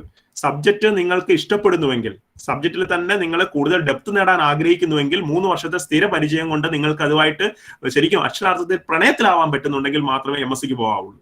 അല്ല എങ്കിൽ നമ്മുടെ മുമ്പിൽ അനവധി വഴികളുണ്ട്. 3 വർഷം ഫിസിക്സ് പഠിക്കുന്നത് കൊണ്ട് നിങ്ങളുടെ ധാരാളം സ്കിൽസ്, നിങ്ങളുടെ ലോജിക്കൽ സ്കിൽസ്, നിങ്ങളുടെ മാത്തമാറ്റിക്കൽ സ്കിൽസ്, നിങ്ങളുടെ തിങ്കിങ് സ്കിൽസ് ഒക്കെ മറ്റുള്ളവരെ അപേക്ഷിച്ച് എത്രയോ മുമ്പിലായിരിക്കും. ഈ സ്കിൽസ് ഉപയോഗപ്പെടുത്താൻ പറ്റുന്ന അനവധി മേഖലകൾ നമ്മുടെ മുമ്പിലുണ്ട്. ഈവൻ സോഫ്റ്റ്വെയർ പ്രോഗ്രാമിംഗ്, നിങ്ങൾ പൈത്തൺ പ്രോഗ്രാമിംഗ് ഒക്കെ പഠിക്കും. ഓക്കെ, നിങ്ങൾക്ക് സോഫ്റ്റ്വെയർ പ്രോഗ്രാമിംഗിലേക്ക് പോകാം. വിപ്രോ, ഇൻഫോസിസ് പോലെയുള്ള സ്ഥാപനങ്ങൾ BSc ഫിസിക്സ് ഗ്രാജുവേറ്റ്സിന് വേണ്ടിയിട്ട് ക്യാമ്പസ് റിക്രൂട്ട്മെന്റ് നടക്കുന്നുണ്ട്. ഈ 10-ാം തീയതി, നാളെ കഴിഞ്ഞ് ഫൈനൽ ഇയർ ഡിഗ്രി വിദ്യാർത്ഥികൾക്ക് വേണ്ടിയിട്ടുള്ള ക്യാമ്പസ് റിക്രൂട്ട്മെന്റ് നടക്കുകയാണ് വിപ്രോയുടെ കണ്ണൂർ യൂണിവേഴ്സിറ്റിയിൽ. അപ്പം BSc ഫിസിക്സ്, BSc മാത്സ് കുട്ടികൾക്ക് മാത്രമാണ് അറ്റൻഡ് ചെയ്യാൻ പറ്റുന്നത്. വിപ്രോയില് ഒരു 4 വർഷം സ്റ്റൈപ്പൻഡോടെ പഠിച്ചുകൊണ്ട് നിങ്ങൾക്ക് MTech നേടാൻ പറ്റുന്ന പ്രോഗ്രാം ഒക്കെ ഉണ്ട്. അപ്പൊ അതൊക്കെ ധാരാളം കുട്ടികൾ, അതിനുശേഷം ഒരു 10,60,000 70,000 രൂപ സ്റ്റാർട്ടിംഗ് സാലറിയോടുകൂടി മറ്റേതൊരു BTech ഗ്രാജുവേറ്റിനേക്കാളും മുൻപിൽ നിങ്ങൾക്ക് എത്താൻ പറ്റുന്ന രീതിയിലുള്ള പ്രോഗ്രാംസ് ഉണ്ട്. അപ്പം ക്യാമ്പസ് പ്ലേസ്മെന്റുകളെ പറ്റിയിട്ട് നിങ്ങൾ ഓർത്തിരിക്കുക, അതിനുള്ള അവസരങ്ങളുണ്ട്. ഒന്ന്. രണ്ടാമതൊരു കാര്യം ഉള്ളത്, ശ്രദ്ധിക്കേണ്ടത്, ഈ കഴിഞ്ഞ ദിവസം തന്നെ airports authority of India Indian എയർപോർട്ടുകളിൽ എയർ ട്രാഫിക് കൺട്രോളർ തസ്തികയിലേക്ക് അപേക്ഷ ക്ഷണിച്ചിട്ടുണ്ട്. ഇതൊക്കെ ഡിഗ്രി ഫിസിക്സ് പഠിക്കുമ്പോൾ അവസരങ്ങളാണ്, മനസ്സിലാക്കിക്കൊള്ളണം. അപ്പം BSc ഫിസിക്സ് ആണ് അതിന്റെ ഒരു ക്വാളിഫിക്കേഷൻ, BSc ഫിസിക്സ്. പക്ഷെ BSc ഫിസിക്സ് സബ്ജക്ട് മാത്രം അറിഞ്ഞാൽ പോരാ. അതിന്റെ പരീക്ഷയുടെ സിലബസ് എടുത്ത് നോക്കുമ്പോൾ കാണും ജനറൽ നോളജ് ഉണ്ട്, അതുപോലെ നിങ്ങളുടെ ലാംഗ്വേജിലുള്ള നോളജ് ഉണ്ട്. അപ്പൊ ഇതൊക്കെ പ്രധാനമായി മാറുന്നു എന്നുള്ളത് മനസ്സിലാക്കുക. അപ്പോൾ ഫിസിക്സ് ഒഴിച്ചുള്ള മറ്റേതെങ്കിലും മേഖലയിലേക്ക് നിങ്ങൾ ഡിഗ്രിക്ക് ശേഷം തിരിയാൻ ആഗ്രഹിക്കുന്നുണ്ടെങ്കിൽ അത് ഡിഗ്രിക്ക് ശേഷം അതിനെപ്പറ്റി പ്രിപ്പയർ ചെയ്താൽ തുടങ്ങിയാൽ പോരാ. 3 വർഷം നന്നായിട്ട് ഉപയോഗിക്കുക. പാരലായിട്ട് നിങ്ങളുടെ മറ്റ് സ്കിൽസും ഡെവലപ്പ് ചെയ്യാനുള്ള ഒരു ബോധപൂർവമായ ശ്രമം നടക്കുകയാണെങ്കിൽ തീർച്ചയായിട്ടും നിങ്ങൾ 3 വർഷത്തെ ഡിഗ്രി പഠനം പൂർത്തിയാക്കുമ്പോഴത്തേക്കും സബ്ജക്റ്റിൽ നിങ്ങൾക്ക് നല്ലൊരു ഫൗണ്ടേഷൻ ഉറപ്പുവരുത്താൻ പറ്റും. അതോടൊപ്പം നിങ്ങളുടെ മറ്റ് സ്കിൽസും, കമ്മ്യൂണിക്കേഷൻ സ്കിൽസ് ആയിക്കോട്ടെ, നിങ്ങളുടെ പ്രസന്റേഷൻ സ്കിൽസ് ആയിക്കോട്ടെ, നിങ്ങളുടെ പേഴ്സണാലിറ്റി ആയിക്കോട്ടെ, ഈ കാര്യങ്ങളിലൊക്കെ ഇമ്പ്രൂവ്മെന്റ് വരുത്തിയാൽ നിങ്ങളൊരു ഫിനിഷ്ഡ് പ്രൊഡക്റ്റ് ആയിട്ട്, ഒരു ക്ലാസിക് പ്രൊഡക്റ്റ് ആയിട്ട് ഡിഗ്രി കഴിയുമ്പോഴത്തേക്കും കോൺഫിഡന്റ് ആയിട്ടുള്ള ഒരു ഇൻഡിവിജ്വൽ ആയിട്ട് നിങ്ങൾക്ക് പുറത്തിറങ്ങാൻ പറ്റും. അത് തീർച്ചയായിട്ടും ശ്രദ്ധിക്കുക. അപ്പോൾ ഞാൻ ഈ പറഞ്ഞ കാര്യം ഒന്നുകൂടെ ആവർത്തിക്കണം. ജനറൽ അവയർനെസ് വർദ്ധിപ്പിക്കാൻ വേണ്ടിയിട്ട് ഏതെങ്കിലും ഒരു ന്യൂസ് പേപ്പർ, ഓക്കെ, ഇന്നത്തെ കാലഘട്ടത്തിൽ ഓൺലൈൻ ആയിട്ടാണെങ്കിൽ പോലും കുഴപ്പമില്ല, ഒരു ഇംഗ്ലീഷ് ന്യൂസ് പേപ്പർ പ്രത്യേകം പ്രത്യേകിച്ചും മലയാളം ന്യൂസ് പേപ്പർ നിങ്ങൾ വായിക്കും, ഇംഗ്ലീഷ് ന്യൂസ് പേപ്പറും കൂടെ അതിന്റെ ഒപ്പം ഉൾപ്പെടുത്തുക. ഏതെങ്കിലും ഒരു GK മാഗസിൻ ഞാൻ എപ്പോഴും സജസ്റ്റ് ചെയ്യാറുണ്ട്. മാതൃഭൂമിയുടെ ഒരു GK ആൻഡ് കറണ്ട് അഫയേഴ്സ് ആയിട്ടുള്ള മാഗസിൻ ഉണ്ട്. ഞാൻ ഏകദേശം 100-ലധികം കോപ്പികൾ കോളേജിലെ കുട്ടികളുടെ ഇടയ്ക്ക് വാങ്ങിയിട്ട് വിതരണം ചെയ്തുകൊണ്ടിരുന്നതാണ് കഴിഞ്ഞ വർഷം വരെ. കുട്ടികൾ അത് അഡിക്റ്റായി മാറും. അതാണ്, ഇഷ്ടമുള്ള കുട്ടികൾ അഡിക്റ്റായി മാറും എന്നുള്ളതാണ്. അത് കിട്ടാണ്ടായാൽ അടുത്ത മാസം ചോദിക്കും, മാഗസിൻ വന്നില്ലെന്ന് ചോദിക്കും. നിങ്ങൾക്ക് വെറും 30 രൂപ മുടക്കിയിട്ടുണ്ട് എങ്കിൽ തീർച്ചയായിട്ടും ഈ മാഗസിൻസ് ഒക്കെ നിങ്ങളുടെ വീട്ടിലെത്തും. ഓക്കെ, അപ്പോൾ മാസം അപ്പൊ നിങ്ങൾക്ക് ത്രൂ ഔട്ട് നിങ്ങളുടെ അതിനകത്ത് കോമ്പറ്റീവ് എക്സാമിനേഷന്റെ ക്വസ്റ്റ്യൻ പേപ്പറുകൾ ഉണ്ടാവും, അതിന്റെ സൊല്യൂഷൻസ് ഉണ്ടാവും, GKs ഉണ്ടാവും. അപ്പൊ ആ കാര്യങ്ങളൊക്കെ നിങ്ങൾ ഉപയോഗിക്കുക. അപ്പോൾ ഓർക്കുക, പെർഫെക്ഷൻ എന്ന് പറയുന്ന ഒരു ദിവസം കൊണ്ട് അറ്റൈൻ ചെയ്യുന്നതല്ല, അത് 3 വർഷം നിങ്ങളുടെ മുൻപിലുണ്ട്. ഞാൻ ഇങ്ങനെ ആശംസിക്കുകയാണ്. It's almost an hour. Okay, നിങ്ങൾ SES കോളേജില് വളരെ പരിചയസമ്പന്നരായ അധ്യാപകരുടെ ശിക്ഷണത്തിലേക്ക് നിങ്ങൾ എത്തുകയാണ്. നിങ്ങൾക്ക് വേണ്ട സബ്ജക്റ്റിലുള്ള എല്ലാവിധ നോളജും നിങ്ങൾക്ക് അവിടെ നിന്ന് ലഭിക്കും. അപ്പോൾ നല്ല ഒരു തീരുമാനമെടുത്ത BSc ഫിസിക്സ് എന്ന് പറയുന്ന നല്ലൊരു തീരുമാനമാണ്. Okay, provided you know it's power. നമുക്ക് അതിന്റെ അവസരങ്ങളെ പറ്റിയുള്ള ബോധ്യമുണ്ട് എങ്കിൽ തീർച്ചയായിട്ടും BSc ഫിസിക്സ് എന്ന് പറയുന്നത് it's one of the best options that +2 student can choose. Okay, വളരെ ധൈര്യത്തോടെ ചൂസ് ചെയ്യാൻ പറ്റുന്നതാണ്. അപ്പൊ ഈ അവസരങ്ങളെ പറ്റിയിട്ട് നല്ല ബോധ്യങ്ങൾ ഉണ്ടാവാനും സബ്ജക്ട് നന്നായിട്ട് പഠിച്ചിട്ട് നല്ല സ്ഥാപനങ്ങളിൽ നിങ്ങളുടെ ഹയർ എഡ്യൂക്കേഷൻ നേടാനും നല്ലൊരു ബെറ്റർ ക്വാളിറ്റി ഓഫ് ലൈഫിലേക്ക് എത്താനും നിങ്ങളുടെ ഈ 3 വർഷങ്ങൾ ഉപകാരപ്പെടട്ടെ എന്ന് ആശംസിച്ചുകൊണ്ട് ഇന്നത്തെ ഈ ബ്രിഡ്ജ് പ്രോഗ്രാമിന്റെ ഏറ്റവും അവസാനത്തെ മൊഡ്യൂളിൽ സിലബസിൽ ഞാൻ കണ്ടെത്തിയ നിങ്ങളുടെ ഈ ഹയർ എഡ്യൂക്കേഷൻ ഓപ്പർച്യൂണിറ്റീസിനെ പറ്റിയിട്ടും ഉള്ള ഒരു തുടക്കം മാത്രം പറഞ്ഞുകൊണ്ട് നിങ്ങളുടെ മറ്റ് കോമ്പറ്റീവ് എക്സാമിനേഷനെ പറ്റിയുള്ള സ്ലൈഡുകൾ ഞാൻ രജത് സാറിന് ടീച്ചറിന് അയച്ചു കൊടുത്തോളാം. എനിക്കൊന്ന് അതിനകത്ത് മറ്റേ പരീക്ഷകളെ പറ്റിയിട്ടുള്ള ഒരു പ്രസന്റേഷൻ ഞാൻ തയ്യാറാക്കിക്കൊണ്ട് ഞാൻ അതിന്റെ PDF അയച്ചു തരാം. സോ ഈ കാര്യങ്ങളെല്ലാം പറഞ്ഞുകൊണ്ട് എല്ലാവർക്കും നല്ല ആശംസകൾ, ഒരു വിജയം ആശംസിച്ചുകൊണ്ട് ഇന്നത്തെ ഈ നിങ്ങളുടെ ബ്രിഡ്ജ് പ്രോഗ്രാം ഔദ്യോഗികമായിട്ട് ഉദ്ഘാടനം ചെയ്തതായിട്ട് അറിയിക്കുന്നു. എന്നെ ശ്രമിച്ച എല്ലാവർക്കും നന്ദി. ഒന്നും കൂടി ഈ ഒരു പ്രോഗ്രാമിലേക്ക് ക്ഷണിച്ച ഷീല ടീച്ചറിനും എന്റെ പ്രിയപ്പെട്ട SESലെ അധ്യാപക സുഹൃത്തുക്കളും നന്ദി പറഞ്ഞുകൊണ്ട് നിർത്തുന്നു. Thank you very much.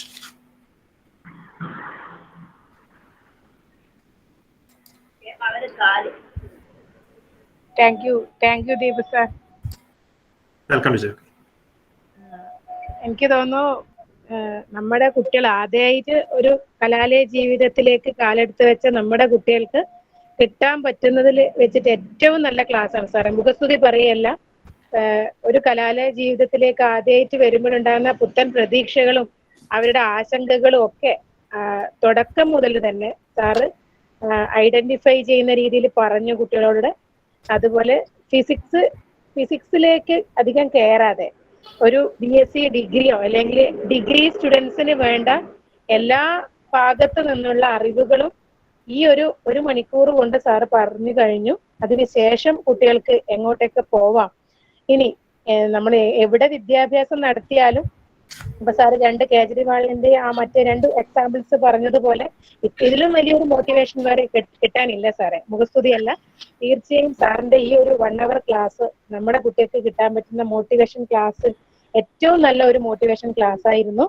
അതിനു വേണ്ടി സാറ് ഏറ്റവും നല്ല ഒരു സോഴ്സ് തന്നെയാണ് ഷീല ടീച്ചർ സെലക്ട് ചെയ്തത്. ദീപു സാറിന്റെ ആ ഒരു ക്ലാസിന്റെ പ്രാവീണ്യം നമ്മുടെ ഫസ്റ്റ് ഇയർ സ്റ്റുഡൻസിന് തീർച്ചയായും ഈ 1 മണിക്കൂർ കൊണ്ട് അവരുടെ ഉള്ളിൽ എത്തിയിട്ടുണ്ടാവും ഞാൻ വിചാരിക്കുന്നു. തീർച്ചയായും നമ്മുടെ ഫിസിക്സിലെ ഫസ്റ്റ് ഇയർ സ്റ്റുഡൻസിന് വേണ്ടിയിട്ട് ഇത്രയും നല്ല ഒരു ക്ലാസ് മോട്ടിവേഷൻ ക്ലാസ്, എല്ലാ തലങ്ങളിലും തൊട്ട മോട്ടിവേഷൻ ക്ലാസ്, ഇത്രയും നല്ല ഒരു ക്ലാസ് കാഴ്ചവെച്ച ദീപു സാറിന് നമ്മുടെ ഫിസിക്സ് ഡിപ്പാർട്ട്മെന്റിന്റെ പേരിലും SES കോളേജിന്റെ പേരിലുമുള്ള ഹൃദയത്തിന്റെ ഭാഷയിലുള്ള നന്ദി അറിയിക്കുകയാണ് സാറേ. അതുപോലെ നമ്മുടെ ഷീല ടീച്ചർ പറഞ്ഞതുപോലെ നമ്മൾ ഇത്രയും ബ്രിഡ്ജ് കോഴ്സ് ലേറ്റ് ആവാനുള്ള കാരണം, മറ്റ് ഡിപ്പാർട്ട്മെന്റുകളൊക്കെ തുടങ്ങി ഫിസിക്സ് ഡിപ്പാർട്ട്മെന്റ് ഇത്രയും ലേറ്റ് ആവാനുള്ള മെയിൻ ആയിട്ടുള്ള ഒരു കാരണം അന്വേഷിക്കുകയാണെങ്കിൽ നമുക്ക് ആദ്യം തുടക്കത്തിൽ ഉണ്ടായിരുന്ന 4-5 പേരായിരുന്നു.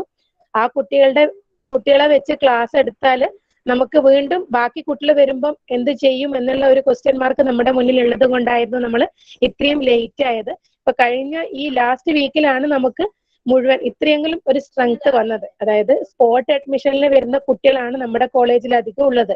മറ്റു കോളേജുകളിൽ നിന്നും വിഭിന്നമായിട്ട് SES കോളേജിൽ വരുന്ന കുട്ടികളിൽ ഒരു 75% സ്പോട്ട് അഡ്മിഷനാണ്. എങ്കിലും സാറ് പറയുന്നത് പോലെ ഇൻപുട്ടിൽ ഒരു കാര്യമൊന്നുമില്ല. നമ്മുടെ കഴിഞ്ഞ 2 വർഷങ്ങളിലായിട്ട് കണ്ണൂർ യൂണിവേഴ്സിറ്റിയിൽ 2ാം സ്ഥാനത്ത് നിന്നിട്ട് തന്നെ മുന്നോട്ട് പോവുകയാണ് SES കോളേജ്.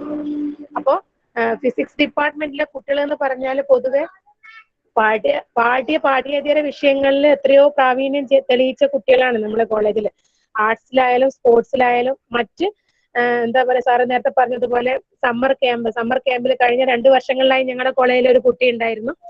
അങ്ങനെ എല്ലാ മേഖലകളിലും കൈതൊട്ട് അതിൽ പ്രാവീണ്യം തെളിയിച്ച കുട്ടികളാണ്.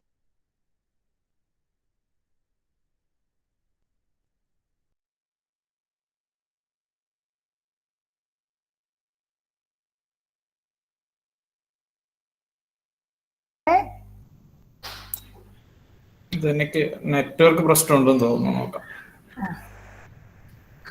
ഞാൻ വിചാരിച്ചു എനിക്ക് പോയതാണ്. അല്ല,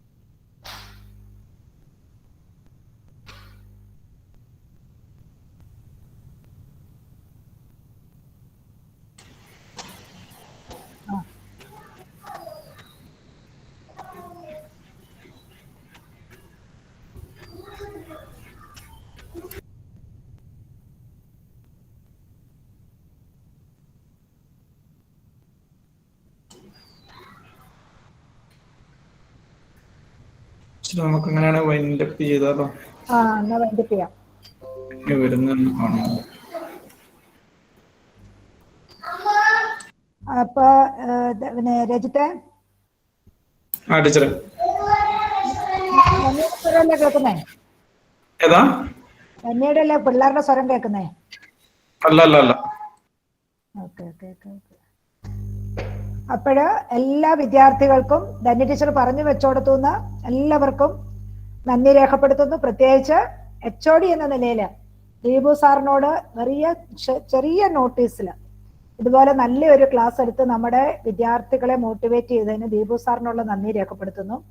അതുപോലെ ഇതിന് വേണ്ട എല്ലാ പശ്ചാത്തല സൗകര്യങ്ങളും ഒരുക്കി, അതുപോലെ തന്നെ നമ്മുടെ സിലബസ് അടക്കം എല്ലാം ചെയ്തത് രജിത് സാറാണ്. രജിത് സാറിന്റെ അങ്ങനെയുള്ള ഒരു പ്രവർത്തനം എടുത്തു പറയാതെ പോകാൻ വയ്യ. രജിത് സാറിന് എല്ലാവരുടെയും പേരിൽ ഫിസിക്സ് ഡിപ്പാർട്ട്മെന്റ് HOD എന്ന നിലയിൽ ഞാൻ ഈ അവസരത്തിൽ നന്ദി രേഖപ്പെടുത്തുകയാണ്. Okay Deepu, teacher, thank you. വളരെ നന്നായിരുന്നു ദീപു. 5 മിനിറ്റ് അതിനിടയിൽ പ്രിൻസിപ്പൾ വിളിച്ച് ഞാൻ അവസാനത്തെ 5 മിനിറ്റ് കേട്ടില്ല. അപ്പൊ എല്ലാവർക്കും പിന്നെ നന്ദി. അതുപോലെ തന്നെ നാളെ മുതൽ നമ്മൾ ക്ലാസ് ആരംഭിക്കും. അതിന്റെ ഡീറ്റെയിൽസ് ബ്രിഡ്ജ് കോഴ്സ് ഞങ്ങൾ എല്ലാവരും എടുക്കും. അതെല്ലാം ഞാൻ നമ്മുടെ ഗ്രൂപ്പിൽ ഇടാം. കേട്ടല്ലോ എല്ലാവരും? പിള്ളേരെ ഒന്നും ഓർമ്മയില്ല. എല്ലാവരും ഒന്ന് ക്യാമറ ഓൺ ആക്കുമായിരുന്ന എനിക്കൊന്ന് കാണാമായിരുന്നു.